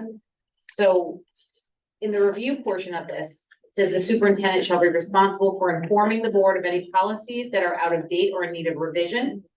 In addition, the board policy committee will review the policy manual on an as-needed basis as NISBA and state recommendations are made to the policy committee. The policy committee will take recommendations to the full board regarding updates as necessary to ensure that the policies are consistent with board goals and district practices. So that their recommendation was to do this every 2 years. There is no possible way that we could do what we're doing right now every 2 years, because it's gonna take 2 years to do it. So this was a more general, we had no emphasis on this before. This is a more general emphasis on as they come in. So the good news is that NISBA, we subscribe to a service that will tell us quarterly what needs to be updated. So that will make the superintendent's and the policy committee's job easier. It's a very nominal fee to keep us all sane. And so we will follow that going forward. My recommendation is even that when I'm not sitting in this chair, that school district please continue with that, because it is vital to make sure that we are up to date on policy. So I actually considered writing that in here, but it seems too granular, too specific. So I'm stating it publicly, the importance of it. And so I don't know if you guys are comfortable with that last paragraph, or if there's anything else in here you want to see adjusted or changed.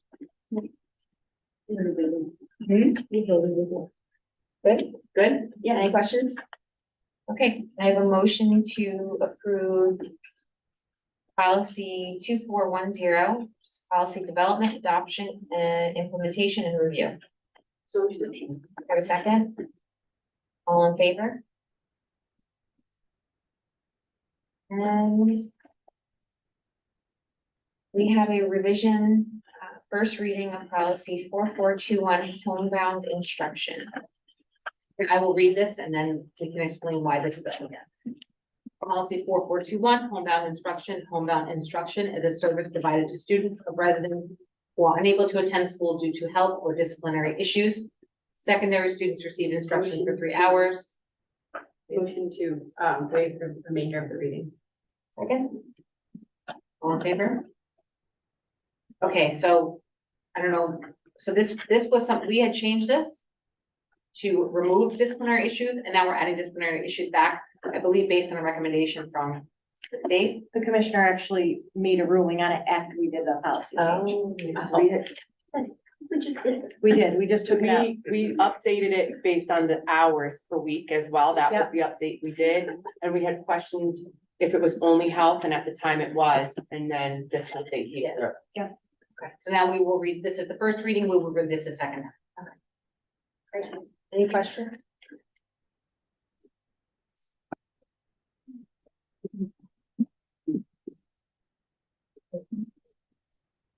That's it for our policies. Do we have committee reports? Where is it? I'm not there yet. I'm not there. That's next. Oh, I'm sorry. That's okay. I'm like, oh, everything's blurring. I guess I can do. So we did have an audit committee meeting.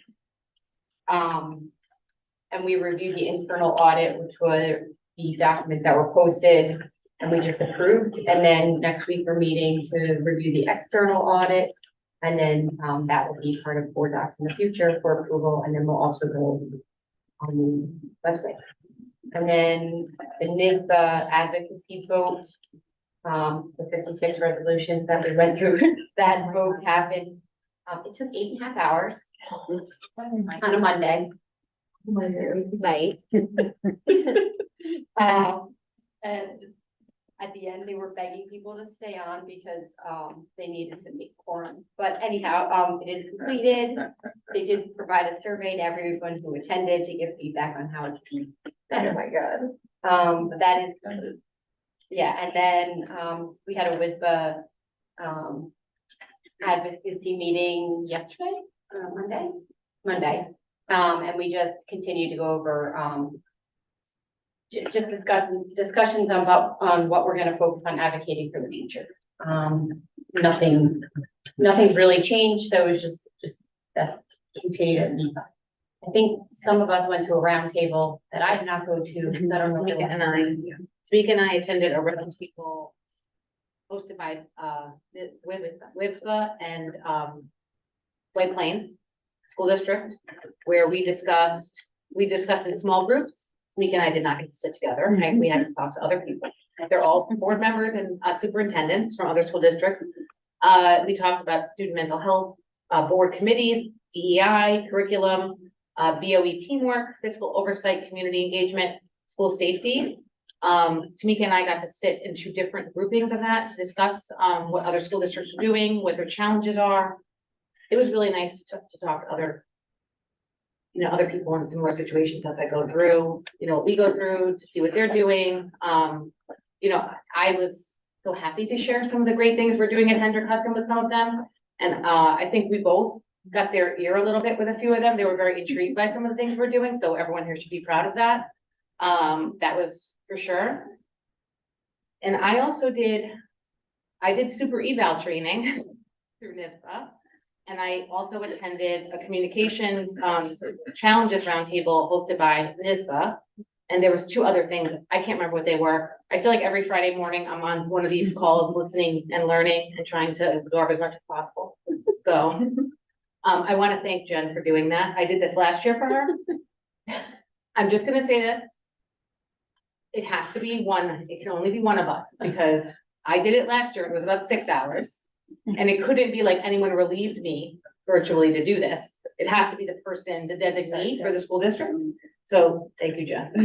I would have relieved you for having it if I did that. I'm sure we would have split it up. I think that's it. I know, Amelia, before you just threw in, we'll say it again, safety committee, your report is stop the bleed training is happening. Stop the bleed training November 7th.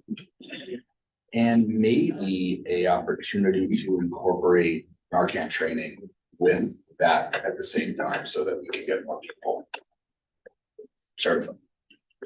And then there's another, we're doing updates now. Yeah. Oh, okay, so I got a late email today from town supervisor, Dr. Richard Becker, and I have to say thank you to him, as well as to Legislator Colin Smith, county legislator, who have both been really helpful with the bus patrol conversation. So I want to make sure we kind of go backwards. It's the Stop Arm Camera on School Bus program. Bus Patrol is a company who has installed cameras in our buses, but they are one of the companies who responded to the county's RFP. So in April, they approved the law to allow it to happen. They then went to an RFP that's taken a little bit of time. It closed several weeks ago. So we were asking for a little bit of an update to get an understanding when this can be utilized. The city of Yonkers, because they have their own, I guess, police and court system, has already implemented it for themselves. What I got from Dr. Becker late today, so Liz Gilio and Lisa Anderson, I'm sorry I didn't update you before now, but I got it as I was walking into the exec, so I didn't have time. The response is, dear Supervisor Becker, we are happy to hear that school districts are eager to move forward with the school bus stop arm camera program. Westchester County has reviewed the RFP responses and just recently concluded the interview process with the respondents. We're now doing a short Q&A period, which will follow with a vendor receiving the award in a few weeks. So I think that's really great news. We're seems like we're finally here at the finish line for this to be. Thank you. Thank you. Great. All right, we're going to move over to our discussion around the 2019 refinancing options for a bond. Thank you. So I'd like to turn it over to Mr. Enrique Catalan, our Assistant Superintendent of Business, who will present some options for the board to consider and provide direction to the district on a bond refinance. Tonight. The reason behind that is He needs the because of the answers. deadline Yeah. tomorrow. Yeah. Good evening, everyone. Just for a background, we're talking about the $18.5 million that was voted on May 2018. And if you remember, the first phase was the field and track and the playgrounds in Franchitins and Furnace Woods. We began the construction in June 2019 and we finished it around October. The second phase was the big phase, and if you remember, We had to do it in 2 phases because we didn't get very good answers for the second phase in the RFP that we did. But in this phase, we did all the vestibules, the 2 auditoriums, ventilation, upgrades, the both garage roof, and the big maintenance building next to central office. So, like we discussed, and we have always been discussing, the district likes to match their assets with their liabilities. So we wanted to show you what the costs were in each of our assets, and then how much is the life expectancy of that particular asset. So for example, the field and track that cost us about $2.4 million, we expect the life of the field and track to be between 10 and 12 years. Vestibules, locker rooms, infrastructure, auditoriums, we believe that that's about 18 plus years, and that cost about $11.5 million. The maintenance facility costs $1.9 million, and we expect it to be 25 plus years. Incidental costs were 2.7, and obviously the life of those were 0. You know, those are the expenses for our architects, construction managers, etc., etc. So given this, there was a big discussion in Finance Committee. What should be the long-term bond, the maturity on the long-term bond? And that's when we go to the 3 options that we have. The first option would be a 15-year bond. And if you, so to remind you, we've been doing 3 bonds. So really, we've been out with 18 years. So for example, the average life of this bond is close to 9 years. That means that this bond is not like your typical treasury bond where you get interest for 30 years and then on the 30th year you get back the capital. Here we pay capital every year, and that's why the life is 8.9 years. What we wanted to show here was how much the payments for the first 5 years are. And when I'm talking the payments, I'm talking about the 5-year payments. And in this case, it's $8.4 million. Why are we looking at this? We're looking at this because these are the next 5 years are the years that we're starting to make up all the money that we lost from entity. So it's important for you to know that. Then finally, the total gross payment, how much we are going to have to pay is $25.2 million. And then that's a gross, but the net payment after state aid is 13.6, is that? Is, yeah. Yes. Then the next case is 18-year bond, and we went through the same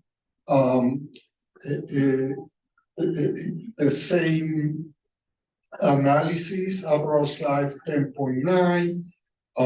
How much we will be paying in the next 5 years? How much we're paying in total?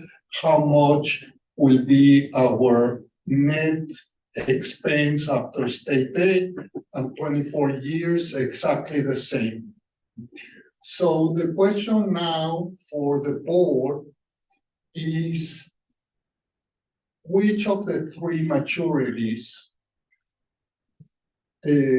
you believe that we have to issue our bond in 3 weeks? The difference, for example, between the 15-year and the 24-year is that on the one hand, in the next 5 years that are going to be the most difficult years financially for the district, we only have to spend $6.57 million compared to, if we do 15 years, 8.4.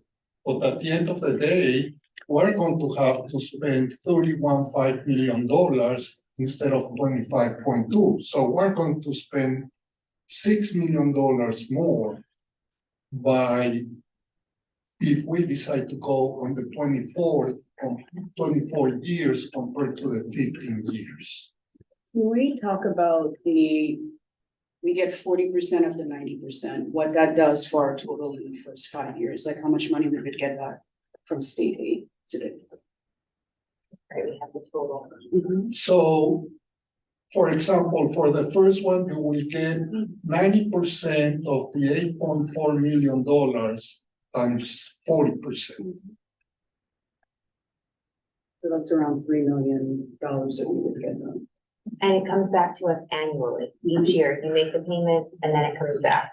For the next year or the same year? Well, that's. No, the next year. The next year, so you eat it today and you call it's like both. Yeah.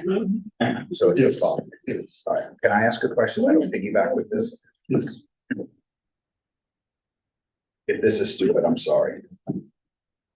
And you choose the 24-year bond today and then refinance that to a shorter period tomorrow so that you can capture a lower total out-of-pocket expense while we're in the tightest financial scenario, and then refinance this into a shorter term when cash flow frees up, so you can minimize the total exposure for that extended bond period, but take advantage of the shorter dollar cost in the short term. And that free up, sorry, Enrique. That free up would probably be in 5 to 7 years. Yeah. Yeah. But it's 24 to 15, then you can even Yeah. finance it for, yeah. Yes, you can do that, and actually, so you know, we did that with all our bonds that we issued in 2002. And we refinanced all of them because interest rates were much lower. So the only problem that you have there is that you're taking interest rate risk. Yeah. And you're also gonna pay more in interest overall if you do it that way, right? Because it could fluctuate and go up. That's what I'm saying, you're taking interest rate risk. Right. Yeah, so it might work very well the way it worked with our 2002, because we issued them at around 7% and we refinanced them at 3.25%, something like that. But again, we're talking, who knows where interest rates are going to be in 7 to 8 years. And Enrique, in the history, 10, 12 years that you've been here, have we typically gone with shorter or longer bonds? Again, that's why if we go to the prior, we've always looked at this. We've always looked at matching the project to the life of the project to the liability. So this would tell you that you probably want to be at 15 or 18 years. Yes. For example, there was in the $4.6 million that we did the septic tanks, and we did $2 million of technology. Technology was like $1.8 million. That portion we did it at 7 years. And the other portion we did it at 15 years. And honestly, technology should be like 3 or 4 years because, but anyway, that's the idea. And these aren't mortgage rates, right? So what is the interest rate look like?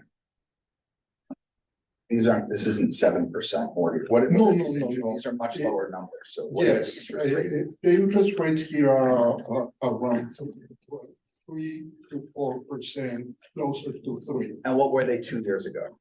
Oh, maybe 0.5%. Okay, thank you. So that's pretty substantial.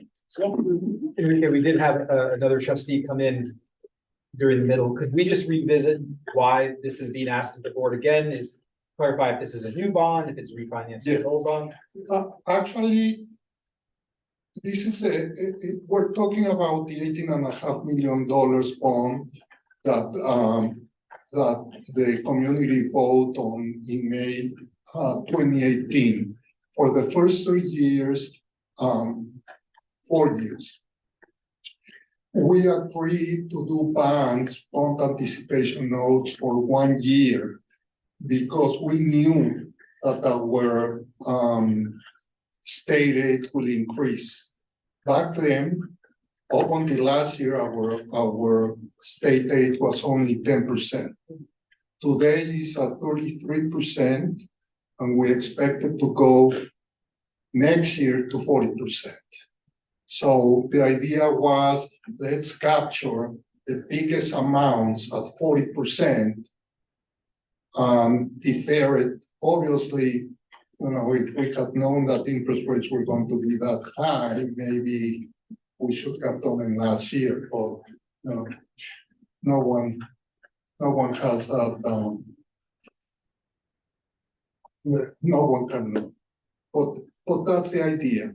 So the idea now is for you, in my opinion, if you go to the next one, is deciding between paying a lot more money in total payments, but a lot less money in the next 5 to 6 years that are our most difficult years, or the other way around. In finance committee, they asked me how much we're paying this year for the bond, and we're paying this year for the bond this year 1.2 million, 1,196,000. I don't have it on me. Did that align with the payment on an 18-year? That allow if you divide 8.4 by 5, that's about there. Okay, so we're already currently carrying the expense of a 15-year bond, We are, essentially. yes. So we could either choose to lighten up the payment a little bit and go to an That 18-year or would be, lighten. I'm sorry, Yep. that would be 1.68. One thing we just have to note is the difference So between those three is the interest is 7 million, 9 million, and $13 million. Interest. So I think we need to be mindful of that, because there's a lot more we can do with that money.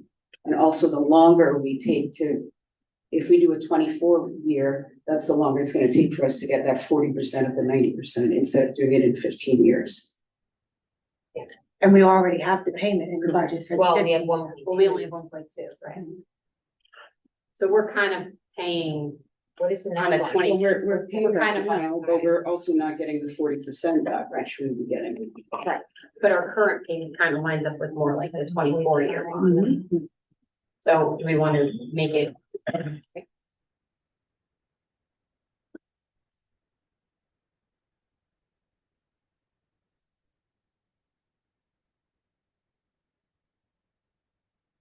So really that's, if we didn't have the Indian Point problem, I would have said right away, let's wait 15 years.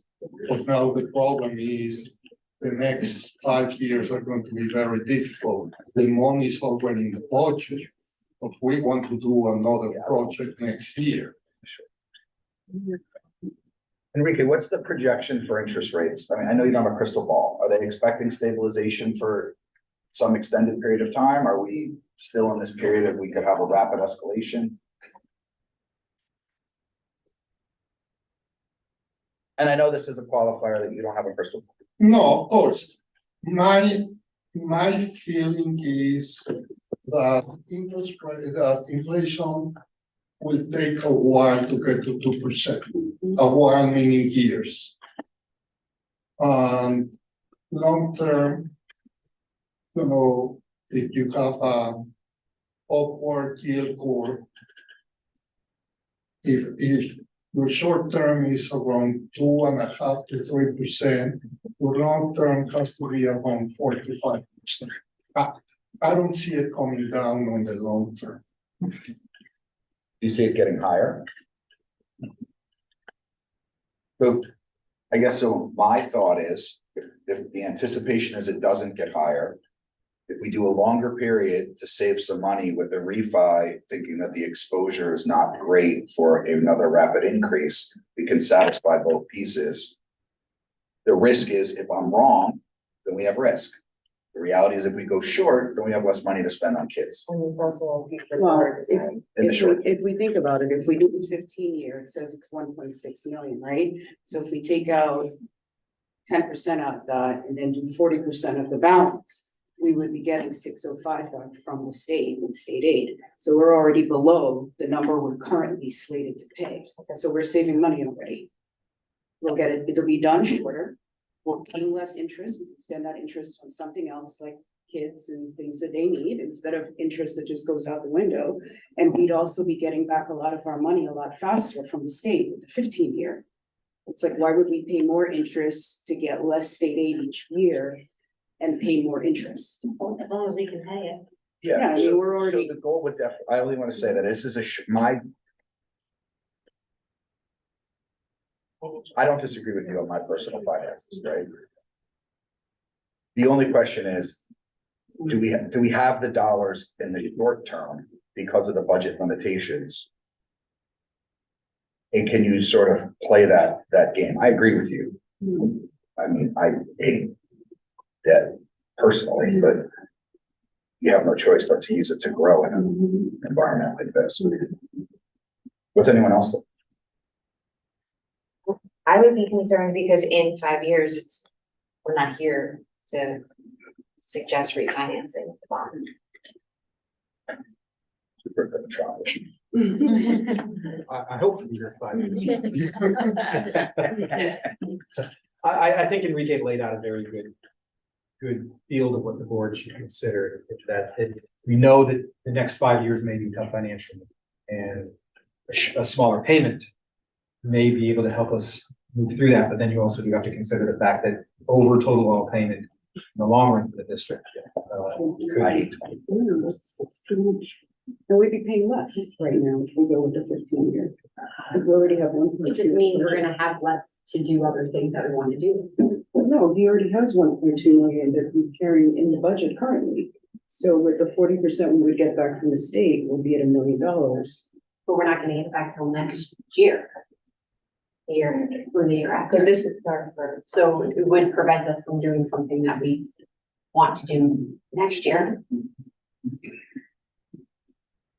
I think I hear the middle.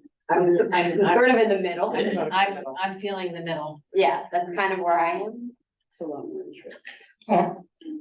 The other thing What's the that, difference in money? It's $2 million. The 15-year is $7 million in interest. The 18-year is $9 million in interest. And the 24-year is $13 million in interest. But how is it, like Jen's saying, how is it gonna impact us now making decisions that we can do for students here now?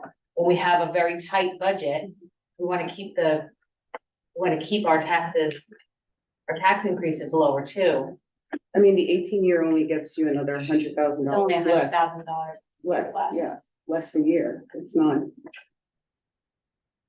This may be inconsequential, but Enrique, the debt service associated with this bond would be not calculated in the tax cap calculation, correct? yes, this has not, this was voted separately, so this has nothing to do with the tax. So in our calculations of the tax cap, while this is part of our operating budget, the interest on this and the debt service, the payments on this, that portion of the budget is not calculated into the tax cap overall calculation, which would tell us the parameters of how much we can increase the levy. I said go with the 15. I mean, you might not be able to do a project that you want to do this year, but then that tells me that you can't really afford to do that project. In the long term, you're spending more money for the 18 and the 24. And we get it back the next year. So then the next year we have a little bit more money to put in it for any projects that we want to do. And we're still paying less in interest. What is our expected aid percentage supposed to be next year? Because it goes up again. You're expecting it to go up. I expected to go up this year or next year. Today, we're at 33. What everyone in Western is telling me that it's going to be 40% after our wealth ratio gets calculated for the second reactor that closed in 2021, because it takes 3 years to recalculate the wealth ratio. That's why I say today is 33, but I expect it to be 40%, maybe even a little bit more, but And when do we get that answer, Enrique? February? January, February. And when do we have to have this decision? Now, Like tonight? Yes. Yeah. We have to go out and begin advertising, starting the process. Yes. I mean, I know this is not like me buying a car for myself. It's a little different. Right, so I'm trying to wear the different hats here. It isn't like I'm going to buy a home for my own family, or I'm going to, we're talking about kids in school right now. Right, so, and we are in a financial. I don't know, I'm not really sure the answer. I feel like, Well, I can help you on that one if you're talking about students. The students that are taking advantage of this project, they are here. And let's say they are going to be here for the next 15 years. not mine. No, but the students. Yeah, no, I understand. So if you're saying. But that's why for me, that's part of the conversation here, because we invested in the students. Now, so what are we doing? We have to make plans going forward, and the difference. You're saying the difference is, see, I don't see where that's written on here, but you're saying. It's just, yeah. It's stuff that I have from. Well, that doesn't help, but that doesn't help us, So- not knowing that information, doesn't help me sitting well, here. no, it's just. Erica, so I think one thing if you take that payments for this is what I just asked Tanika on the side, and I should have just asked louder so you could. So where it says payments first 5 years total, right? 8.4, 7.55, 6 point. Divide that number by 5. That's your annual payment, 1.6. right? Yeah. Now, you can take, we currently are paying, we're paying 1.2. Right. And our state aid on 1.2 is 10%. Correct? So we're now gonna get 40% of 1.6 in that example. Right. So it's a net wash, right? In terms of what it's gonna cost. So if we stay 15, which this I didn't understand until now, if we stay 15, it's a net, there's really no difference for the district. Yeah, so it's 1 only year. 1 year holding, correct. It's exactly, Mhm. so the other frees up more money, but it incurs a much longer expense. This makes it, the 15 allows us to maintain plus or minus the same cost once that state aid kicker comes in for the following year. So it may be a delta of a couple hundred. That's all you had to say, that's all you had to say. Yeah, and it's like, unless. I didn't I don't know, I did, well, that's, you explained it, I was not following any of that. because it's Enrique, not is that written. accurate? So it's like you have information that I don't We have. discussed that in finance, that's exactly what we 1 year. discussed. They have That's why we calculate And you're not looking to leverage the. Leverage up the following year, it doesn't really matter. It doesn't really affect, like, that bond, you could do the same thing with. If For the interest next rates time. change, you can refinance this one too. Yeah. Right, there's no early penalty payments or anything. In that sense, I think you cannot refinance before 6 or 7 years. Okay. I need to give you that answer, but I No, was reading the prospectus, I I mean, think we gotta it's- decide anyway now, so we'll go with what you gave. No, but when you can refinance. Okay. I'm good on 15. Yeah. I agree. All right, Carmen, is it an official vote? No, the vote happened, in May of 2018. No, I know us right now, Yeah. to give you direction. No, that's what I'm saying, but it's not an official vote. Because in 2018, when the community vote, it said to do the capital and to finance it. So But I mean, from what you need from us here tonight, without an official vote, I need to know if it's going to be 15, 18, or 24, but without an official program. So it's consent, we have to give. You're asking them to pick whatever So I have. Should we vote on it? We need to.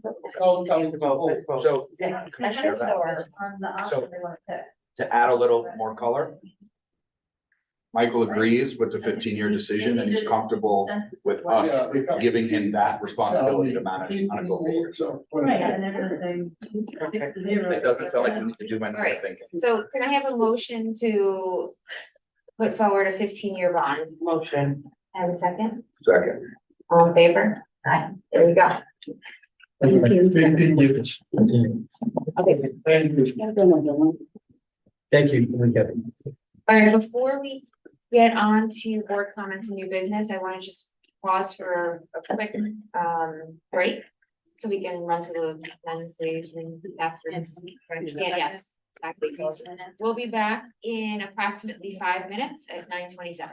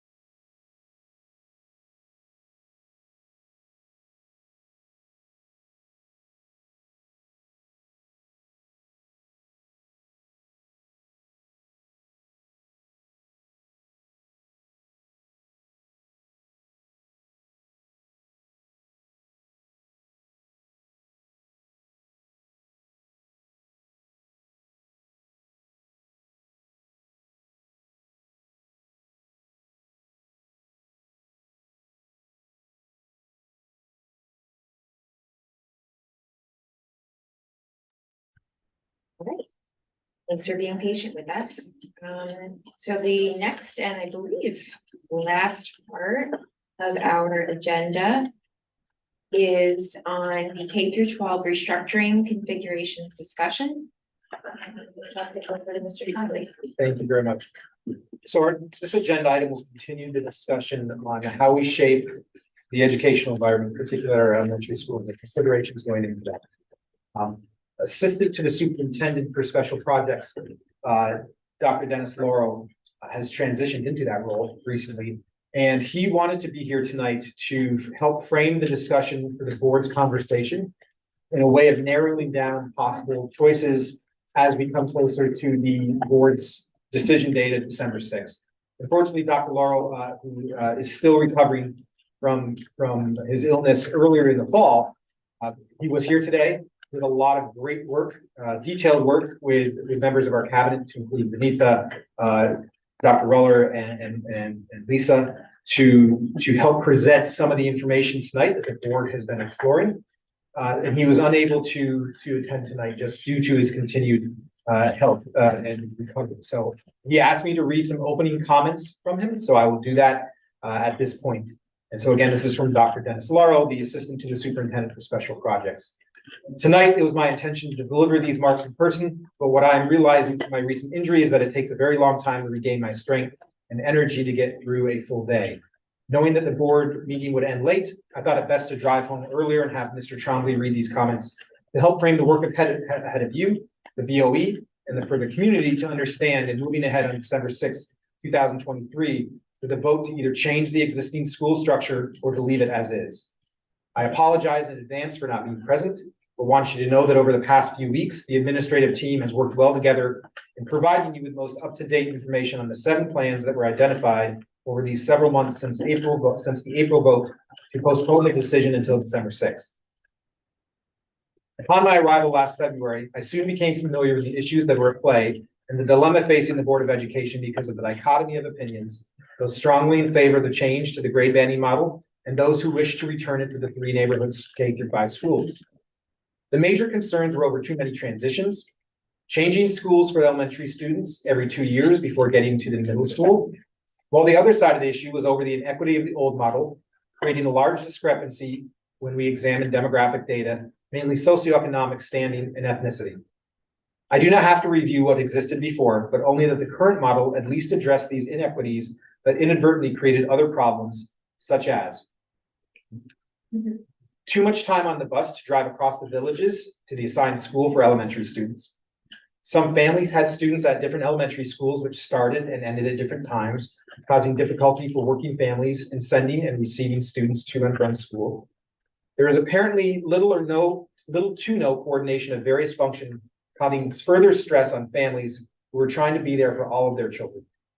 The number of transitions, having students changing schools every 2 years, became a point of contention because their children were not being acclimated well before being asked to change buildings once again. To be fair, I also heard of the positive things that were seen by those in support of the present model, mainly all students from one grade level were all together within one school, allowing teachers to get to know every student and to provide the same program to all of them. All students were able to familiarize themselves with their peers because the entire school district grade level was in one building. This change equalized the educational program for all students and created schools where every grade level mirrored the overall district socioeconomic and ethnicity demographic factors. As the board began to look at dealing with these issues and spending a great deal of time listening to parents and teachers over the last several months, it is now time to take these different plans and evaluate them against several factors. Over the course of the discussion, the issues which surfaced when considering alternatives fell into several categories. It is now time, beginning this evening, to review the data we provided you regarding the classroom spaces available at each building and to look at the sustainability of the model chosen in order to avoid making changes like this too often. As I was reminded today when speaking with the teachers union leadership, they too are looking for stability. No matter which side of this issue you're on, we can all agree that we cannot continue to remain in a state of discourse and to continue to change things each time someone does not like a model. What is needed now is common sense. We all need to find a compromise and to address the issue of transitions and travel time, and most importantly, equity. No one wants to shortchange any student, and we can, by working together, find a solution that all groups, parents, teachers, and the Board of Education can live with going forward. I appeal to you this evening to be level-headed and open-minded. I want you to recall that all things you learned about early childhood education and human growth and development as presented by Maurice Sykes and Dr. Peg Oliveira. They too spoke to what we should know about young children and what they need for a chance to develop a sound basis for early childhood education through a strong educational program. We have the resources to do it. We have already addressed some of the transportation issues, and I know there will be more challenges ahead of us, no matter what plan is adopted, including the present. There is still work to be done. I hope that this decision will be completed in December to allow the new superintendent, the administrators, and teachers, as well as the community, to work together to move ahead to put HHCSD back at the top of high-performing school districts in the county and New York State. In summary, you have 7 choices that you need to examine using the data provided to you, including enrollment projections into the future to ensure that you are satisfied the plan satisfies the following criteria identified throughout this discussion. Mainly, room utilization, demographic distribution, future sustainability, cost analysis to the present model, in alignment with the district's vision and mission, and most importantly, it is equitable to all of our students. I wish you well in your considerations and will continue to work with you to help provide you the best options and information to allow you to settle on one solution on December 6th. Signed, thank you, Dr. Dennis Lauro, Assistant to the Superintendent for Special Projects.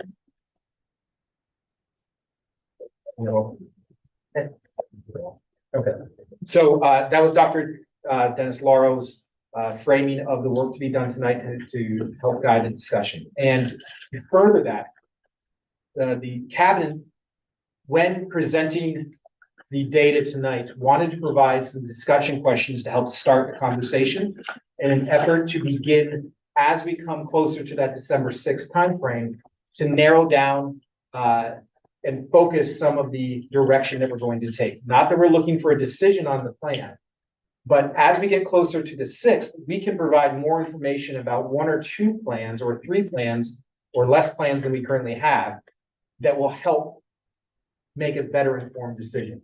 And so we could have picked a number of different questions to start with, but we felt the most appropriate one as we were dealing with the data that was being requested would be these 2 questions that are being displayed right now. The first question, does the Board of Education have a desire to repurpose Buchanan Plank Elementary School? If yes, for what purposes? And this will help identify structures of other buildings that should be discussed. So if we know that that building is not going to be housing primarily classes as structured right now, what can we do with the space that is in there? The second question would be, what do you want to do about pre-K? Is it possible for us to oversee the entire program and to stay within the funding for 113 students that's within our state grant? Currently, we receive approximately $5,400 per student enrolled in the program, and there are 18 students in this section. So we've also provided the board with requested data that you can see up on board docs as summarized. Greg, it's this document here. Thank you. That's another one. This spreadsheet here is based on data that was culled from larger sources that explores the various plans, the total full classrooms that are available. Within that plan structure, what remaining classrooms would be available for consideration, the total FTE needed for each of those plans. And then we do have currently right now, some of Anita's staff is in another building that we'd like to bring together to, number one, free up space. They're in FGL, Frank G. Lindsay. We'd like to utilize them, number one, in another location to be more efficient for operations, but also to free up that space for instruction as part of this model. So we wanted to look at that, if those classrooms would be available in any plan. And Greg, the other document that we have available on board docs that the board will be using is a summary of some of those existing models with the details. And then also the detailed plan with demographic data and other information that has been requested. So those are the documents and what we suggest we start framing the conversation with. But again, we have some people who have been diving into this data in a number of different iterations. We're here as the resources as well. We'd like to turn it over to you for discussion. I have a quick question on pre-K, because I mean, I've talked about it a million times, but I guess I never thought about this. So the funding is 5,400 per student and you max out at 113, is that right?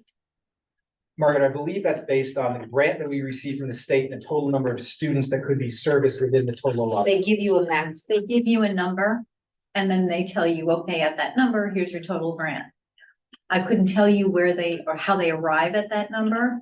Usually before we start the process, I ask Carmen to run the known 4-year-olds, but those are siblings of already enrolled students. And then we know that there are kids out there we don't know, and there are kids who are going to move in before we even post. I'm just thinking, so 113 is our number. That's what the state gave us this year. And I'm Two guessing that out of batches of money. our grade sizes, it's probably sufficient, but at that, let's just say we open it up to all our 4-year-olds Mhm. or pre-K eligible, because some Right. are 3. What happens if you get 115? Does the district just absorb that cost, or That's out of your pocket. okay, let's say it was 143. Can Same. you can't charge tuition? No, not for UPK. Okay, You can. So you can, absolutely, you can say we're only going to the 113 and anybody else, but then you'd have to have a lottery. right. Can we, if we bring in an outside agency to run our UPK program, and we're using the grant, can we do it by lottery and then have families pay out of pocket for the additional? That's a good question that I plan to ask when I talk to them next week. If it's possible for them to run a hybrid. So they manage a school setup. Some of it is our money from the grant and the rest of it is tuitioned in once we cap. So I don't know right. the answer to that, but I will ask. We need that. Yeah. When you talk to them, because they also offer before care and after Yes. care, Yes, would that be out of pocket for the? that's child? out of pocket for the parents. But they then have the ability. They would have the ability to staff it. And they would try to do that, obviously, and work within the hours that most families wanted. I think they said last year when we we had a brief conversation that they usually survey to get an idea what parents are looking for, 7 o'clock in the morning, 7:30 in the morning, 6 o'clock at night. I did also read that some of the YMCA programs offer transportation to families. That I couldn't tell you, Can but we I ask them? can, oh, absolutely, I can ask them that.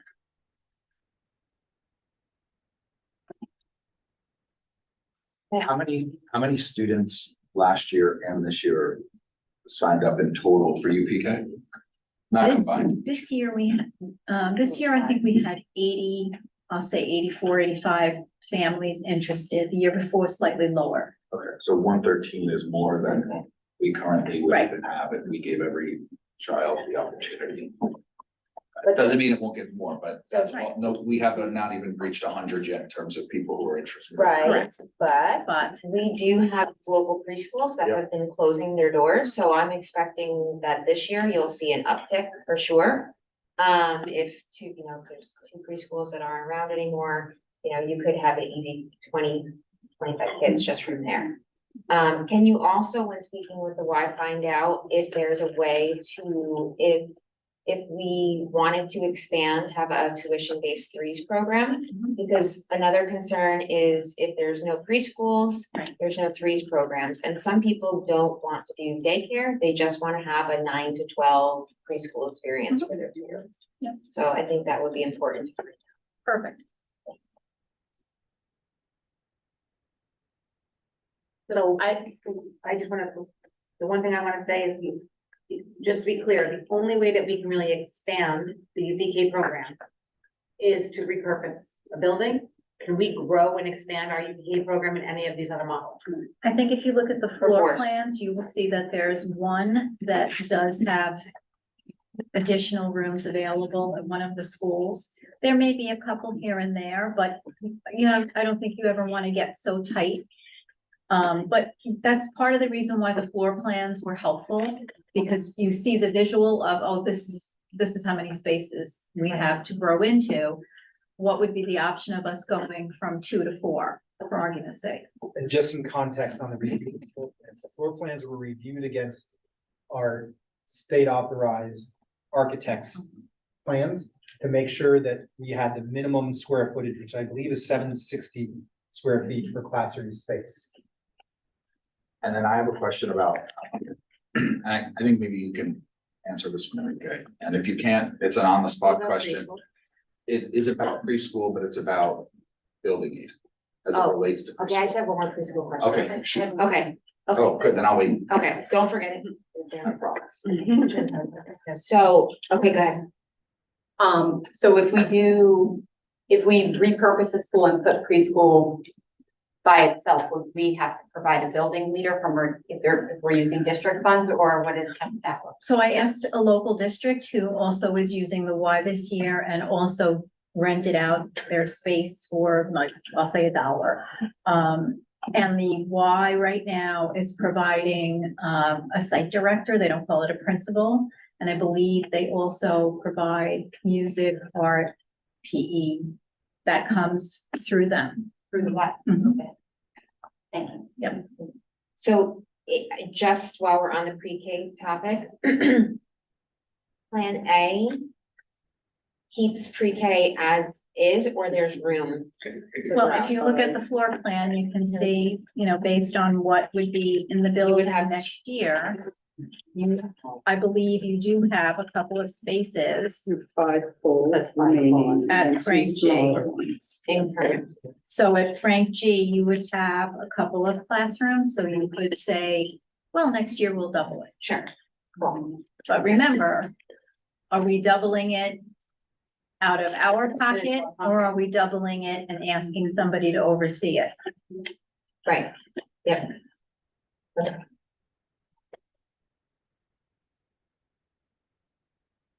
Actually, one more, sorry. So do you know any? No, yeah. Do you, so typically, I guess, that other schools, districts that use the Y, are they in separate buildings or are they within their own school building? So Yorktown does it at what is French Hill? Yeah. And Somers does it in their school. Okay. Yeah, in Primrose. Okay. How about Austin? Austin always ran theirs out of Park Street. Okay. And they've been in business for a very long time. Yeah. The school that runs it did you just say Somers? Mhm. Do they have any issues with having an off-site place inside their building? They have had no problems. They've loved the program.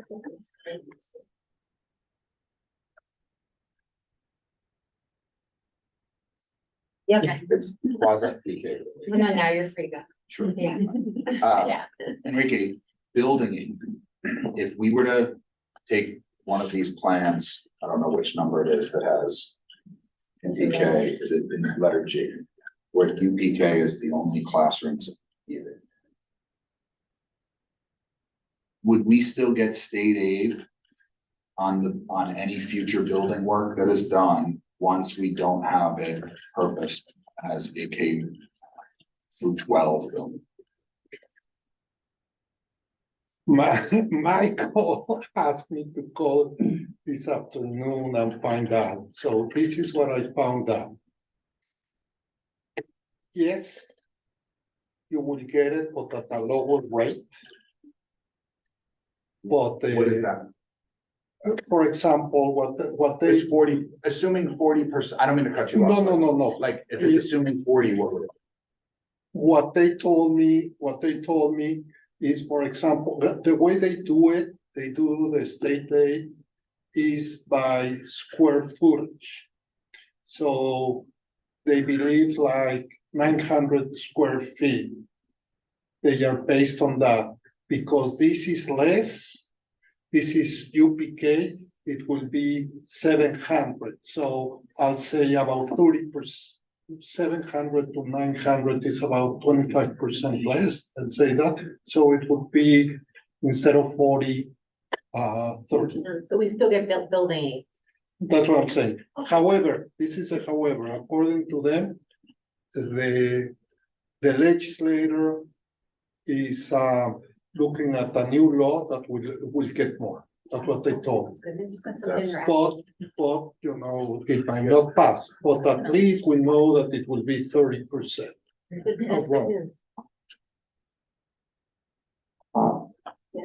That is definitely a major concern.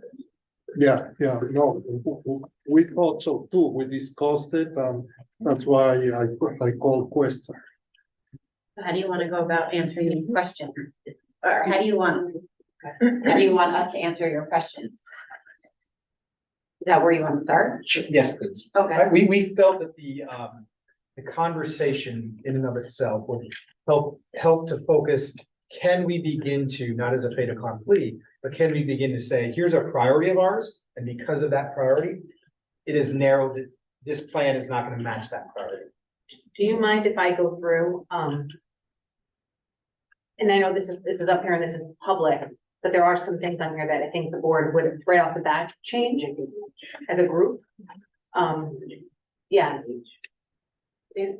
I think it's important for us to make I think it's important for us to make those suggestions at the table to each other of where this might be before we start to talk deep dive into them, to make clarification. So is that a good? Yeah, but you want to answer The second question? Do you want to answer these questions first, or do We you want to go answer through the questions and then go through we don't want to go through deep dive right this second. I think he wants answers to Michael would like. You have questions? No, Michael had questions for us. These two? No, I thought we're done. We answered. I thought we're done. Kind of. I mean, I think we talked about repurposing PV as Pre-K. UPK. We're building different levels of UPK, like threes, fours. Can I just ask for some clarification? When you say repurpose for UPK, and then on here it says would include district office. Does that mean they're no longer over where we're used to district office being? I think that's part of the discussion. Part of the discussion. What level? We know that we've outgrown it to some extent, and we know that we've got people all over the place. So Okay. that's just part of the discussion is Okay. what can we use space for if we do choose to repurpose? Because we know that we can't have everyone centralized, right? Right. So my concern with this and this being out there is that certain, like, this one says BB's closing, but that doesn't give us the opportunity to expand our pre-K program. So this, I'm talking about E. I was gonna say, I thought when we were talking about E before, we had K1 in Frank G and pre-K at BV. We had, these are reversed. So we had K1 at Furnace Woods. Furnace Woods, yeah. And then Frank G Four at was Frank G. 2-4 and pre-K was at BV. That's what I'm saying, it's almost like a merge between E and G. Make a new letter. Would you like to give me H? H, I'm proposing The goal H. was to, Well, E Eliminate this. It's basically E is So type. G, So but tell me, it's G, but moving fifth grade potentially to the mountain, Blue Mountain. No, that's not what you just said, though. E was originally in the configurations plan was BB was not closed. I think it was UPK, and then But the schools FGL. are wrong. Oh, the on schools E. are wrong. The schools are wrong in E. FGL was 2 through 4 and FW was K1. But can we take out anything that we have where BB is closing, because we're not looking to do that? we're not closing BB. Okay. I think we should cross out the word. I- close. so yes, That's what I think. too. Yeah. So- I am not behind that. if you take a look at, Any capacity. agreed. I know, It should I just be wanna make closed. sure, but that's why That's why I'm making it really. I'm gonna go back to, clear. that's why before we had this conversation, it got all disjointed. I wanted to go through each one, because some of the stuff on here is not clear, right? So I wanted to make sure that what I have heard from all the board members is that these are clear, because Alright, take it from the top and then we'll answer these questions. we're good, we got questions after. Are they? They answered? Let's just go. Sorry, Yes, just go go ahead. please go, Yeah. so let's get that over. Start with A. A, that's our current plan. Mhm. It only allows us to keep potentially 4, but definitely 2 sections of pre-K.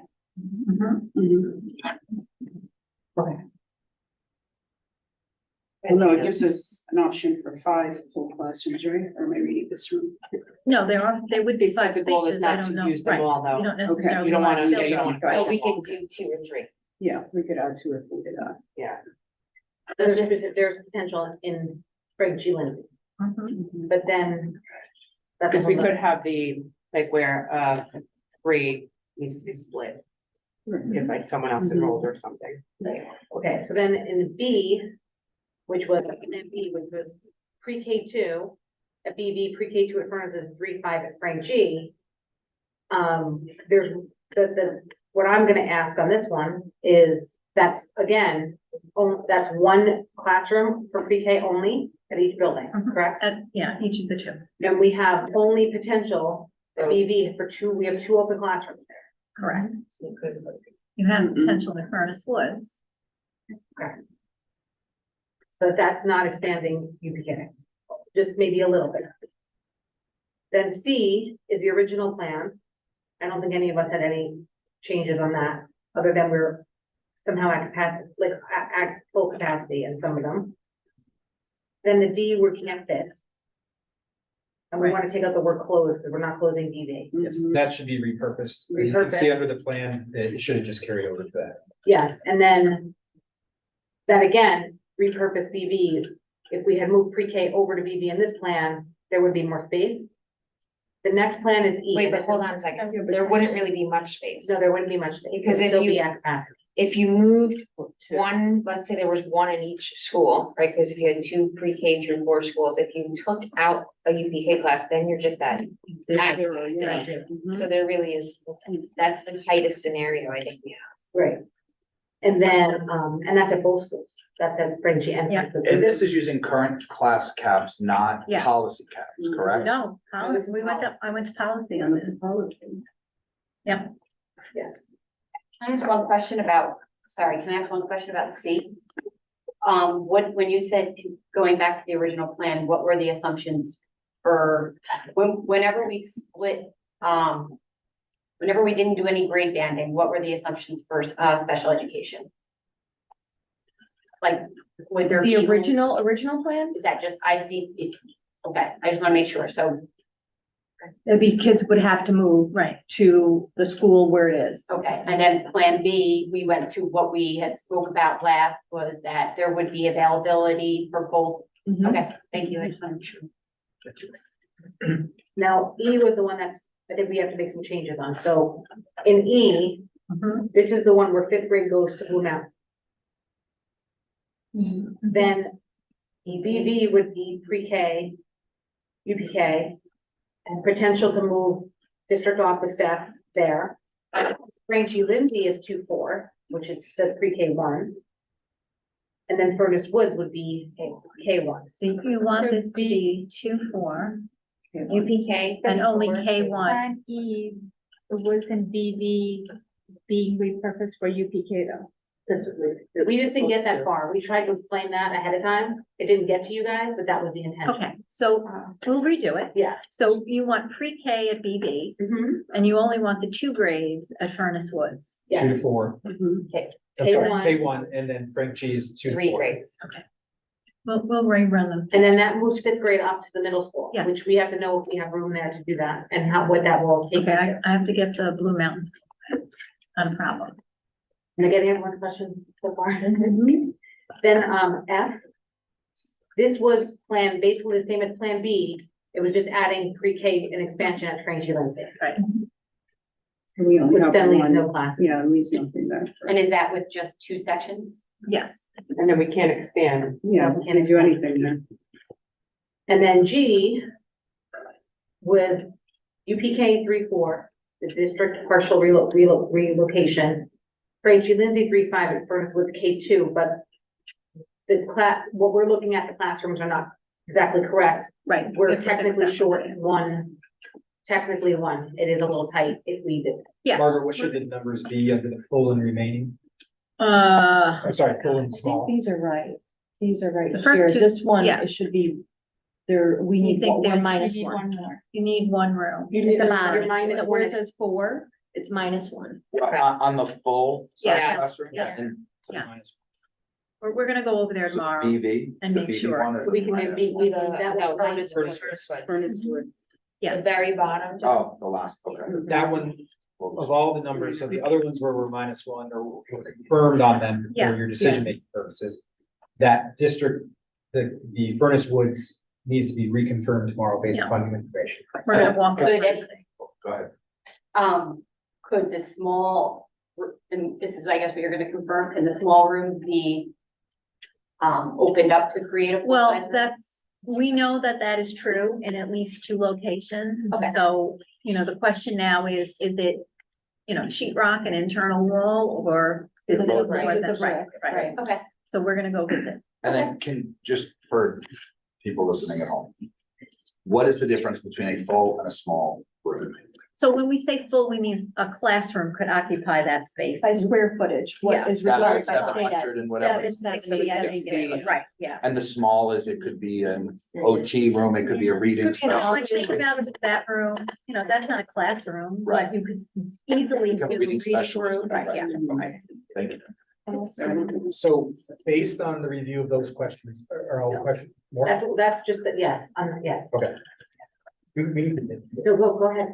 So based upon the clarification of those questions and your thought process on our 2 guiding questions for this evening, is there any plan with accurate data that we can say does not align with our direction and effectivity? I do have a question about Plan E, because if I'm looking at your full-time teachers, and if I go back to why we moved to the plan, or why the public think we moved to the plan in the beginning, at least some of our seniors. No, It- that's It's not because they're going to Blue Mountain. Okay, That's why I know what you're gonna say. That's You have the 30 teachers. FTEs, it looks low. Oh, yeah. Because Yeah. the 5th grade would be in middle school. right, so now I'm asking you, because if I was just looking at it at home, and I'm just looking as a tax savings, that 38 is because you're moving 5th grade You to need Blue a Mountain. column that says +9. Would you like me to make a little asterisk You there and should. just footnote that grade 5 goes to the. But what is the cost associated with moving 5th grade to Blue Mountain Middle School?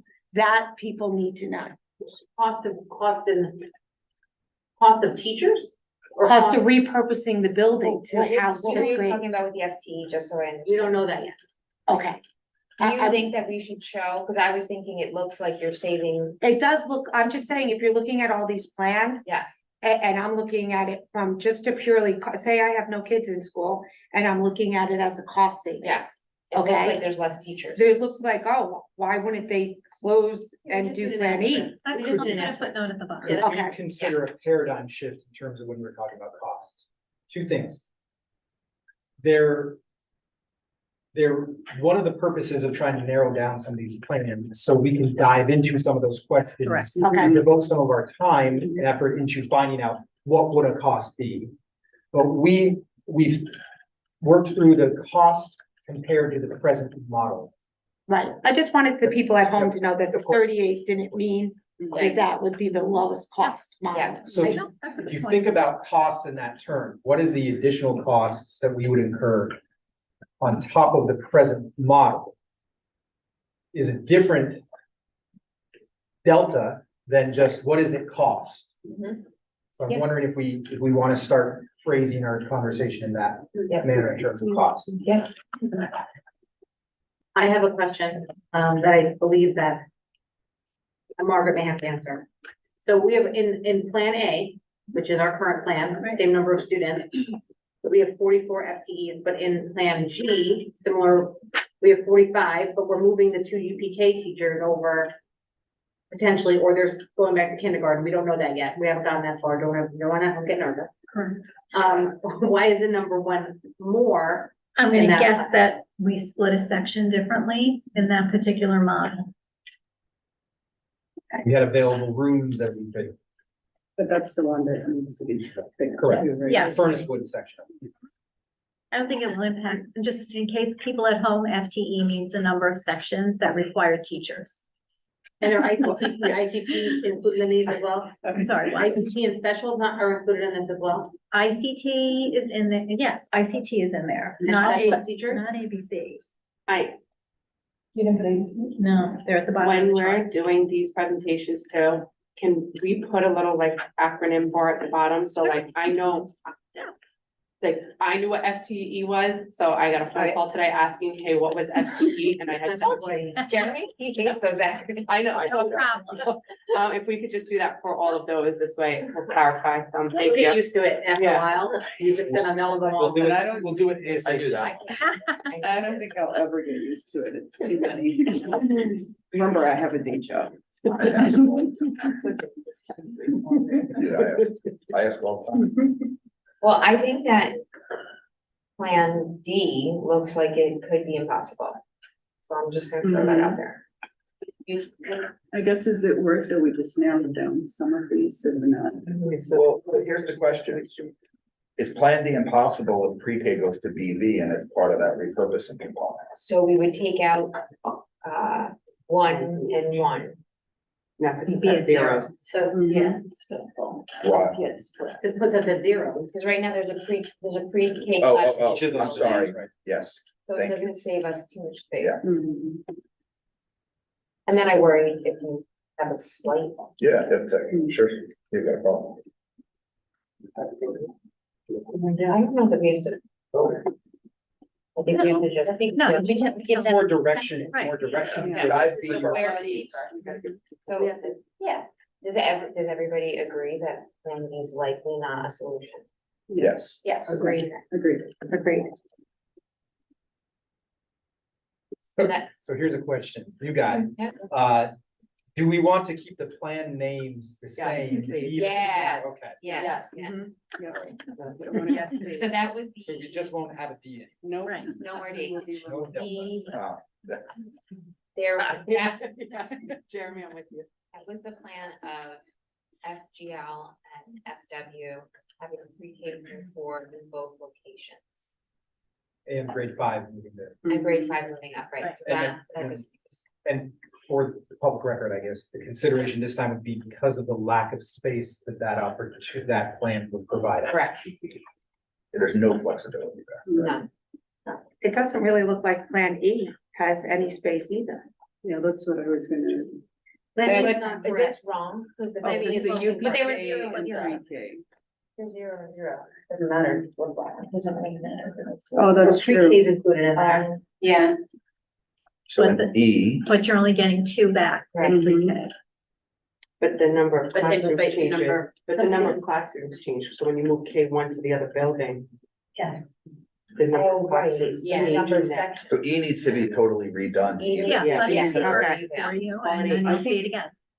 I think maybe F. B and F are the same, it's just how we're utilizing pre-K. Oh, I crossed out F. Why did I cross out F? Well, you have 0 Well, for I full was gonna say classes. F, to we any said there's no room for expansion Right. Yeah. you want of to- pre-K. So I think what Look, we're saying is that it's like. I also don't like that it puts kindergarten on an extreme end of the district. Right? That's Pre-K. F? No, Yeah, it doesn't And have F to have needs- K, right? It's still, FGL. Yeah. FGL. UPK is at FGL. but F has K at BV. He's saying kindergarten is at Oh, BV. Kindergarten. And It's then it's that's Plan Oh, B with It's, they're pre-K separated, I'm and, sorry. I yeah, was that. thinking it was going down. another- Just, we're considering a lot about growing pre-K. How many people did you turn away from pre-K this year? I said we had about 86 people this year. And we have 53 housed in the 3 programs. And that's out at the That's office. us, Rising Star and Benton. Step 36 kids in district, 2 classrooms, Yes. right? There's 8 this year, they raised it from 17 to Yeah. 18. And there's 2 classrooms in district, so this year it's 36 students in the building Mhm. with 2 classrooms. So if we were to partner with the Y and have them add more, that would be in district, so we would need more classrooms. Okay, so you're talking like 2 more classrooms? Oh, No, 3 more that's classrooms? split it up. Yeah. I think that's That's another, we have another preschool close.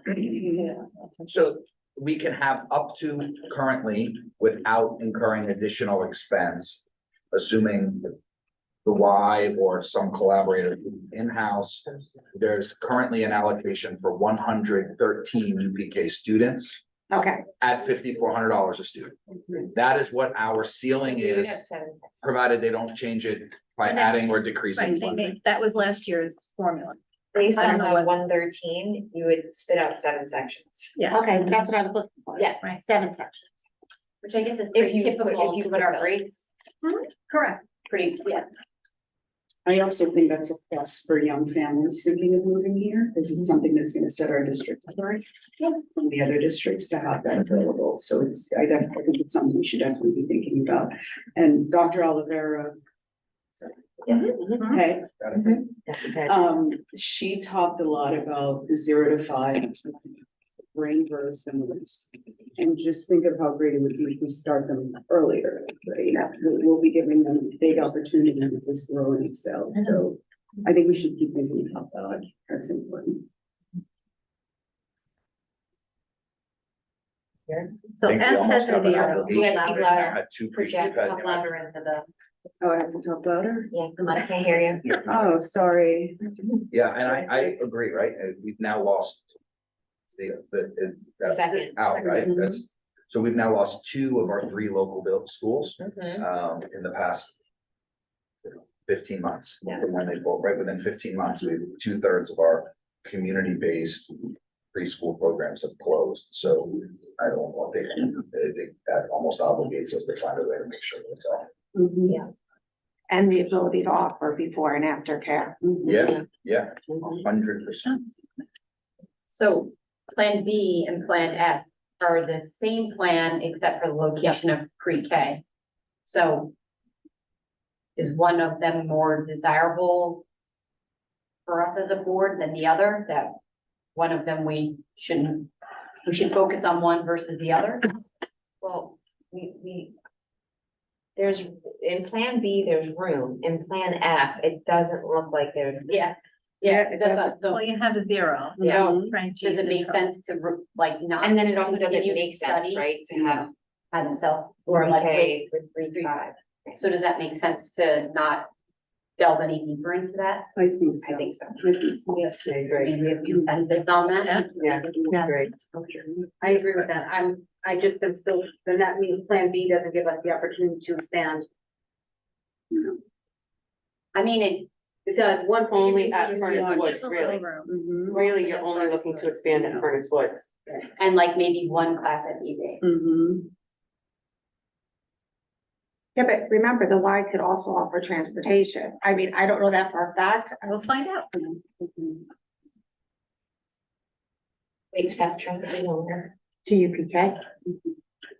That, do you know, So where you why found that, was that paid by them? That was paid by the. It just said that there's, by outsourcing to the Y, there's different things that they can offer that a homeschool district could not. So it's probably- Before and Do you after mean care, transportation from transportation. home to one of our buildings? Yeah, So Primrose, the Somers model does not offer transportation. Or do you have to have like cars? how about Aspen? No, Don't have that out. I don't think Because so. they're smaller. I think last year, remember when you asked me to survey the districts to see who did it Yeah, yeah. in-house? Okay. I'm not gonna remember who this is, and I said this to Mike the other day. It's either Red Hook or Hyde Park that offers transportation.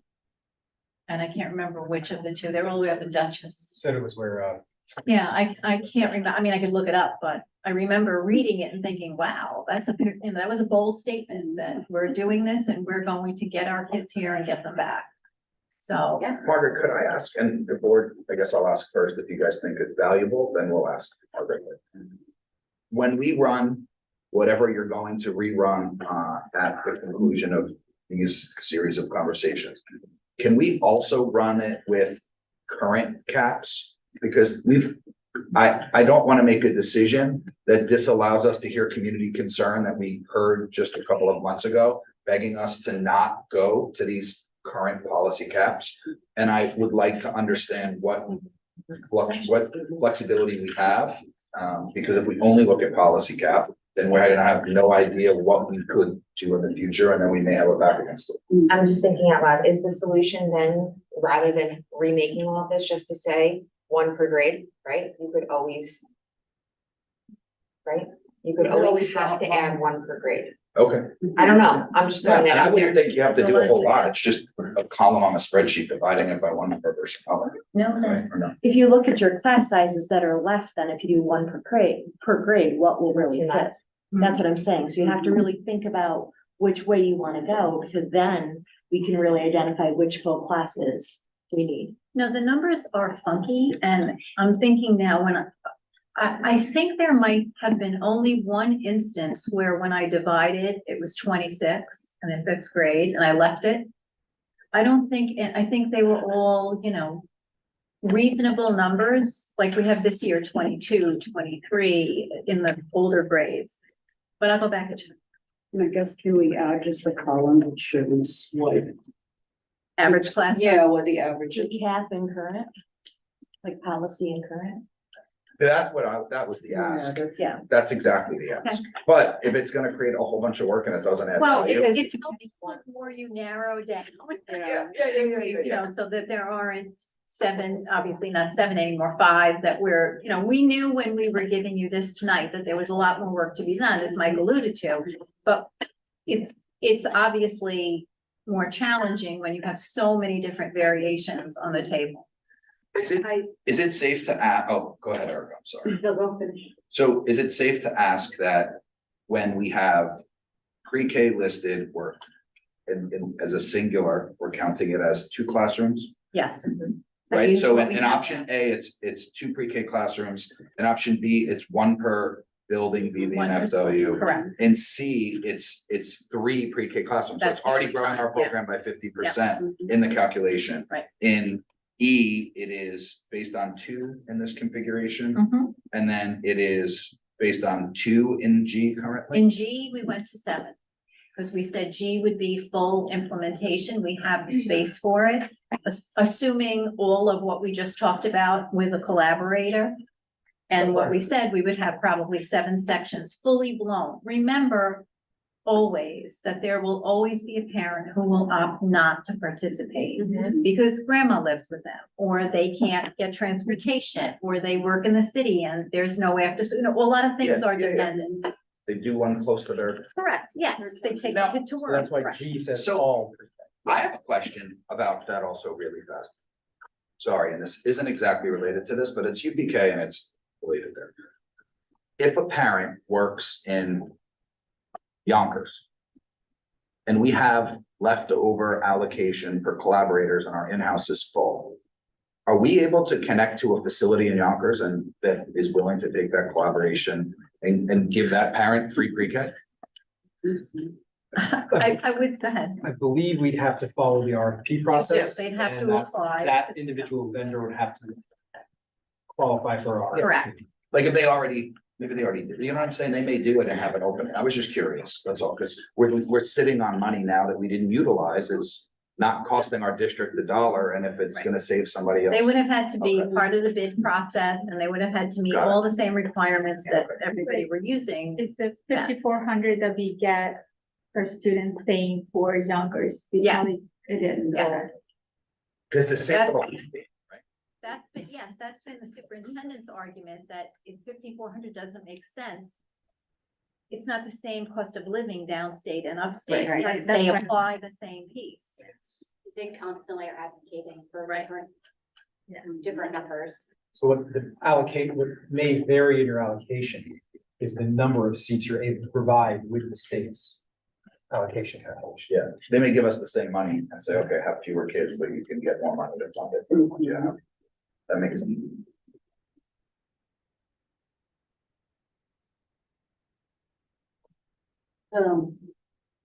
I guess that answer.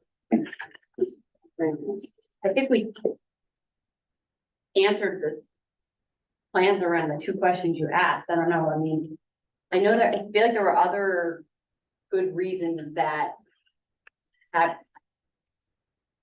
So I'm concerned about going back to having kids move from their home school. I do think that's a concern of mine in a community school model. That if you added but there would be costs to separate. There would be costs and space incurred to create this similar, to make them all like for like, right? Like all the other models that we've talked about, have kids staying within their home schools. Are you Or referring to the special grade- ed, you mean? Yeah. Oh, yeah. So in going back to the original community schools, the expense it would be to replicate every program for every grade would just be out of this world. So it's not something that I would recommend. I mean, I like the model we have because every kid has access now. But in every one of these models, we have access. The only thing that worries me about the community schools is we're gonna have to go back to the 2 grades at each building. Because the expense to create, if you had a special ed teacher for every grade at every building, just imagine that cost with a teaching assistant. So you're talking probably $200,000 per grade. I think that's a strength of any version, any other version. I guess I think that's a strength of any other version.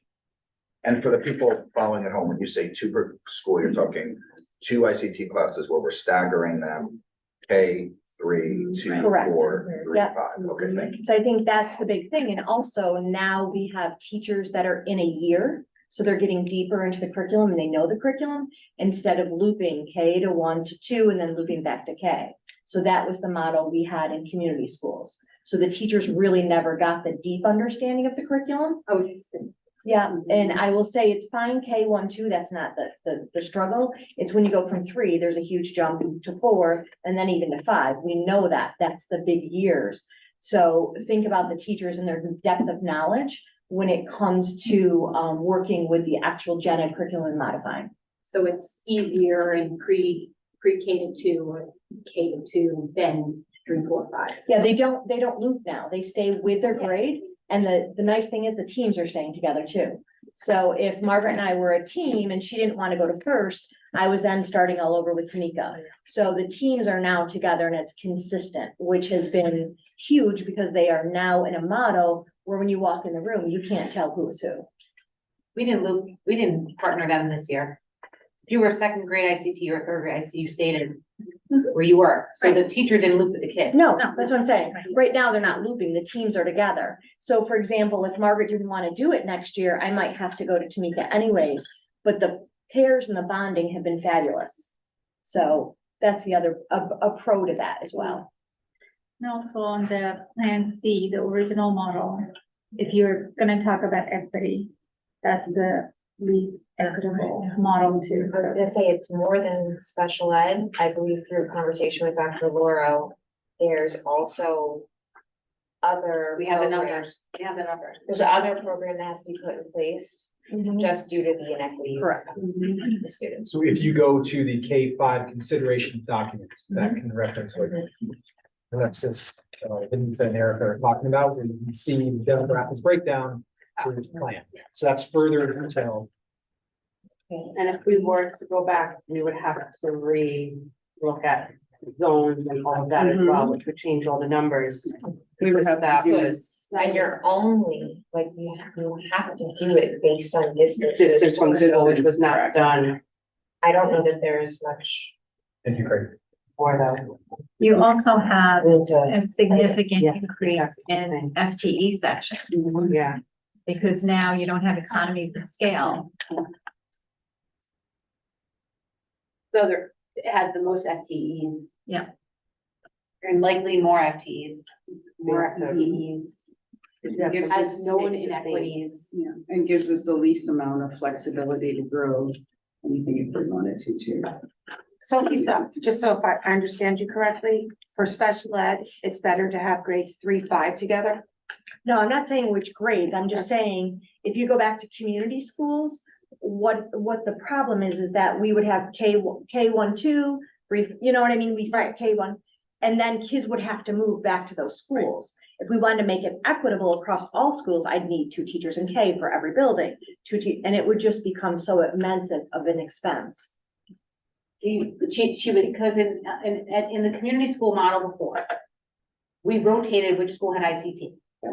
So like 1 year, it would be Frank G. The next year it would be VV, the next year would be Furnace Woods. Kindergarten. It's just It kindergarten. starts in kindergarten Okay. and it rotated through the 3 buildings. So if your So school didn't have, your school didn't have it, you had to go. To another you had to go school. to another. Wherever 2nd grade, if you were a 2nd grade and you had ICT, if They it went to happened to be in BV, that But was. what you were saying about the teachers looping, they would loop in that model. So that model, I'd be the K teacher this year, I'd be the 1 teacher, the 2 teacher, and then I loop back down to K. Right. The 3 goes to 4 to 5, loops back to 3. So that's how it was done in the community schools. And now with grade banding. They stay in their grade. So the K is the K is the K. The 1 is the 1 is the 1. But she was saying, because it's a less challenging to loop in younger grades than. From once you like, get that's to what I was gonna, 35. yeah, when When you it's get 3 to or grade 4, 5, the curriculum becomes so much more in depth. Think of the math. When you're K1, 2, I can handle that, right? Right. You hit 3 to 4 to 5, and it just becomes so much more intense. But you're not giving them enough time to learn it because they're moving from year to year to year. Now, my 4th grade teachers and my 5th grade teachers can do it just as well as the gen ed teachers. And you can't tell the difference when you go into these classrooms of the 2 teachers now because they've become established pairs.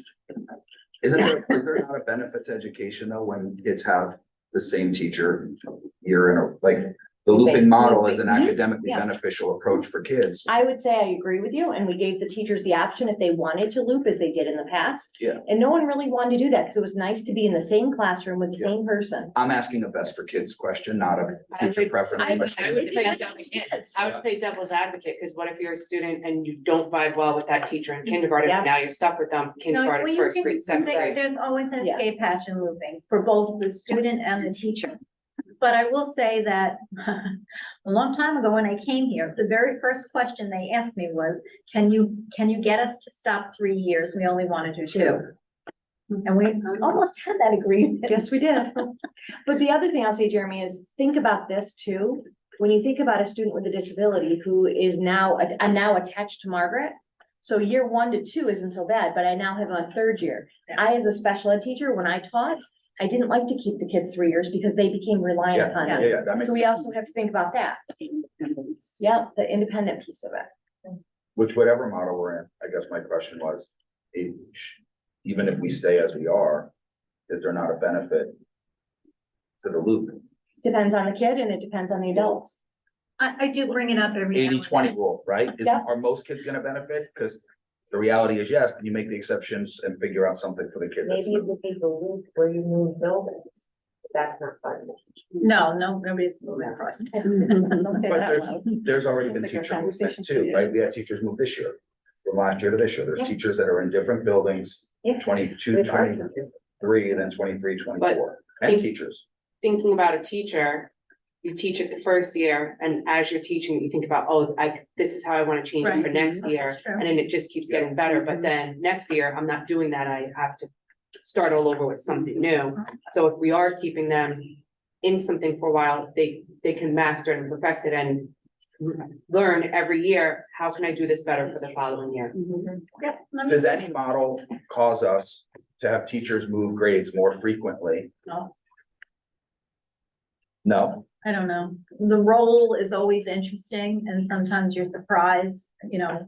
We took a lot of kids in last year in kindergarten after we started. They were starting to panic that they were hitting max and that wasn't the anticipation.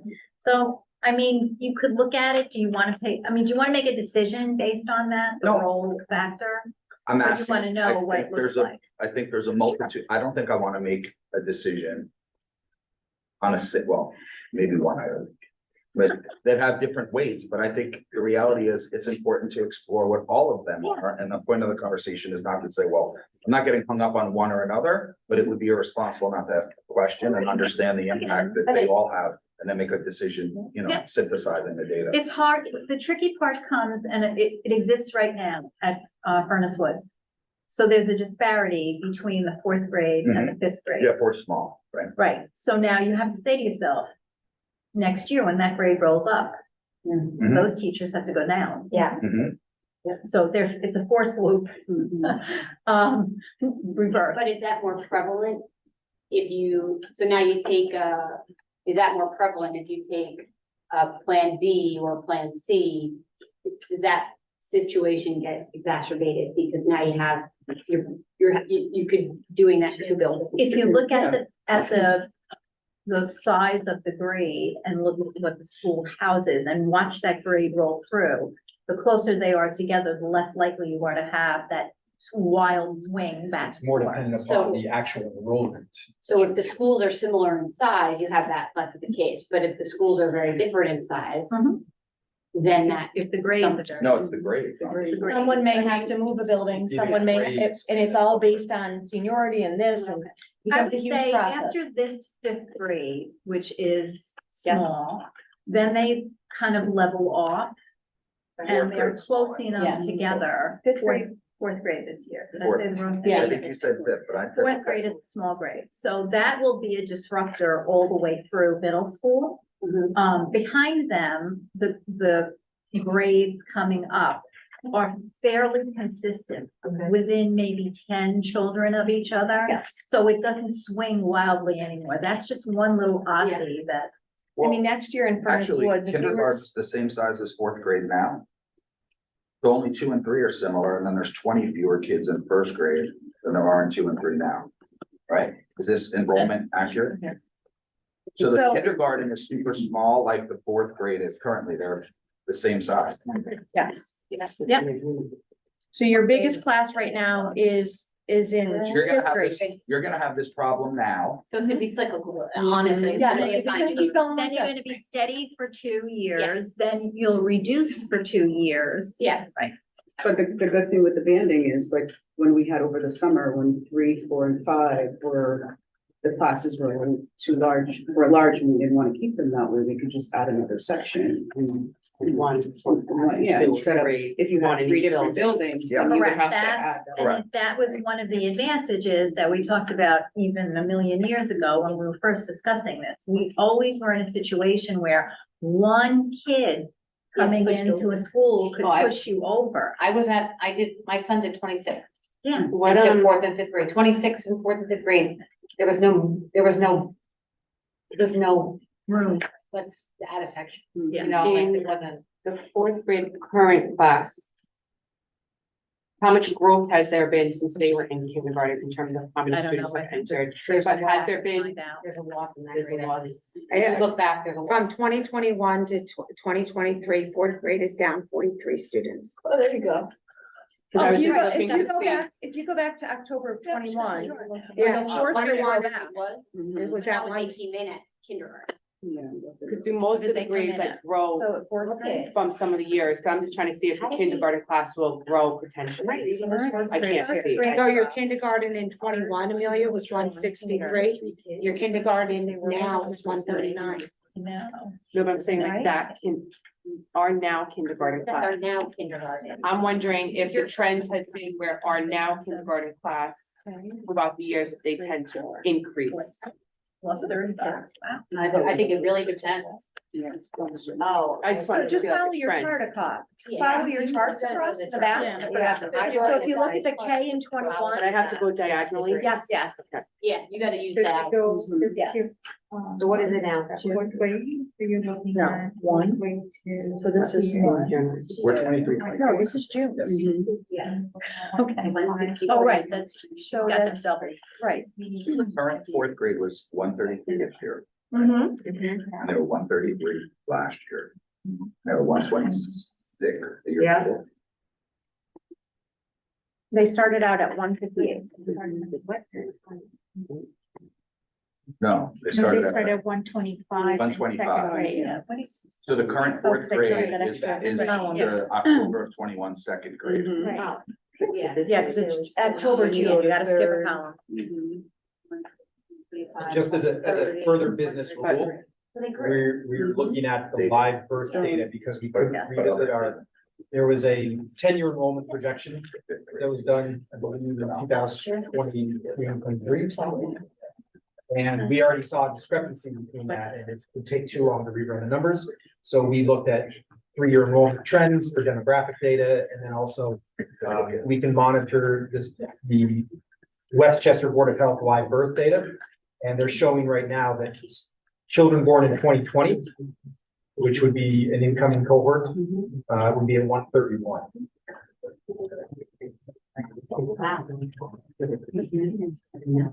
Now, that's within our school district boundaries, but it can't confirm that all of them. So that's just a business rule for context. But look at, excuse me, 2019. Well, can you share what page that's on? We can That's, It's match not. it's not on the page. That was used to help generate No, our. that. No, that's in the back of your book. Is it? Yeah, that's Second right, from yeah. last. This, No, no. this page. I was asking if You're looking at that could go there. So like 2019 babies, the grade projection is 110 students. So that would be our That's like current kindergarten. Yeah, but then what No, about, next year. Next. Yeah, the two. what about 2020 Depends on when you're library? born. 2020. 2020 live births is 131. Now, that's just demographic data, census Really data. picked from- up. Well, I hate twins. Is that COVID? What about That's 2021? That's We don't We have. don't have the 21 We don't- two yet. That's what I'm That's- wondering. that- those two are gonna be very I think it's gonna go back up. Is there It was like anything we were else that we anticipating. can eliminate? Yeah, It's crazy. what do you guys think?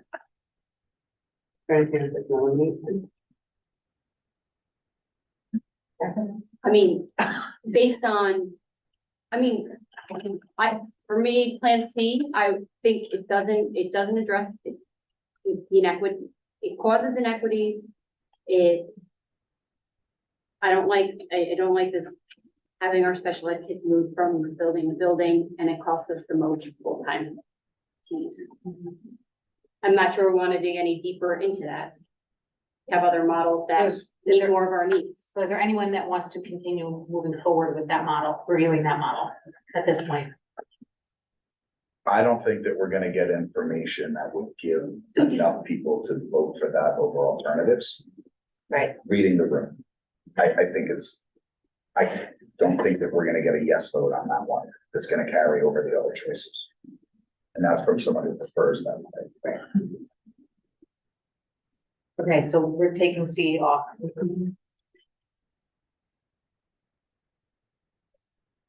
Okay. So where we landed right now is A is still on the table, that's what we're in. B is the policy we're going to be voting on. E, we need to get reconfigured, Yeah. and we need to confirm if fifth grade can move. Yeah. And G, we need to get Yeah. confirmed. And we're adding to this document. Not capacity from current. for the Current and policy. Current policy. Class size. Current class size, not policy, right? So I struggle with this. I'm gonna be really honest. I'm not in it. I'm not experiencing this. I know so I'm not talking from me. I'm talking from when the Princeton plan was voted on in the first place as a cost saving measure. The reason that you grade band students and put them all in the same place and have more streamlined, everything more streamlined. And of course, we always want to go and give them the smallest class size we can. But our policy is actually pretty low compared to our neighboring school districts. To begin with. I don't think it's unheard of to have 24, 25, fourth and fifth graders in a room at any given time. So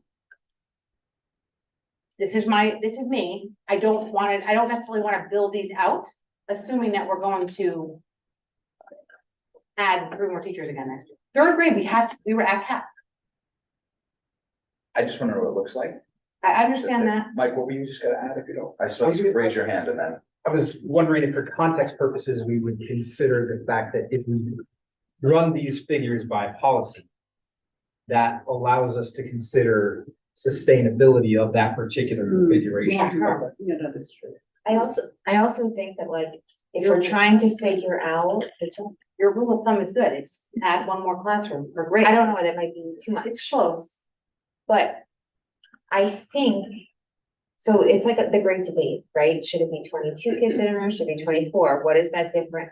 And we've done a lot of like learning with all these different folks. And I think that we shouldn't be focusing on like the class size right now. I think that when we figure out what model we Plan want, is best. we probably need to be intentional with what we do. In terms of how the grades are set up, how they come together, how they go this way, how they do that way. Everything that we do needs to be intentional, and perhaps, when we have the plan, it'll be easy to figure out what the classes should look like. I also think with that, bringing in specialists that can help us. That's what I was about to say. You could bring a specialist to help us instead of having, adding a staff, there's specialists that can help us. We may decide, the suggestion might be that we may need more coaches, maybe we need more AIS. Maybe there's other opportunities to service our students instead of just going and adding a section. That's going to be better suited for those students. Where they actually learn better, they don't just have. And they With their better outcomes. Yeah, Yeah, yeah. We've all read like 100 articles on classes should be this size, they should be no bigger than that size, I think it'll be really important. We to see did where think we land today, in the because I bill. heard one of you just say this, we did think in the group, what would this look like in 2 years, in 3 years? But then we said, well, there's a lot of plans here. Let's wait till they take a few off the table and then we'll dig a little deeper and show you out a little bit further. Okay. So I think we have good direction here. So A, we're in. Yeah. B, we have planned out. Right. I think we asked all of our questions. That's our policy that we're gonna be voting on. E, we need work on, and G, we need work Yeah. on. And Hey, Margaret, can I ask you one more question? And I'm sorry. no, go ahead. When we ran this, did we use the current fifth grade? No, we use next year's. We did, These are all okay. next year's numbers. Okay, because that 175, So, that is a really big grade, right? so beneath this document Right, is this year. The enrollment is this Right. year. Right, but the Behind projections are document based is- on It rolled everybody. rolling forward. it forward a Yeah. year. That's what I wanted to, because that changes a lot of things. if it I was- do want to clarify that too, yeah, I mean, I had that difficulty and thank you for clarifying. On the pages, like for each plan too, the numbers might be different from one page to the other. And it's because she did that, the following page is projected for next year. So thank you for clarifying that. Is anybody handing me back their site? Yeah. Yes. Oh, Oh, wait, We all I already already got read my it all. This one. Wait, can I just say one more thing? Yeah. And I'm gonna ask a question. If G somehow works, we even wanna continue to look at E. At what, anybody wants to put their. If G somehow works, and you get confirmation that it works, are we gonna continue to look at? I'm sorry, say that again. No. E? Yeah, Yes? wait, which one? If G works, Yeah, G. G is in gray. we're good. If G works, do we need to keep E on the? E as in Edward.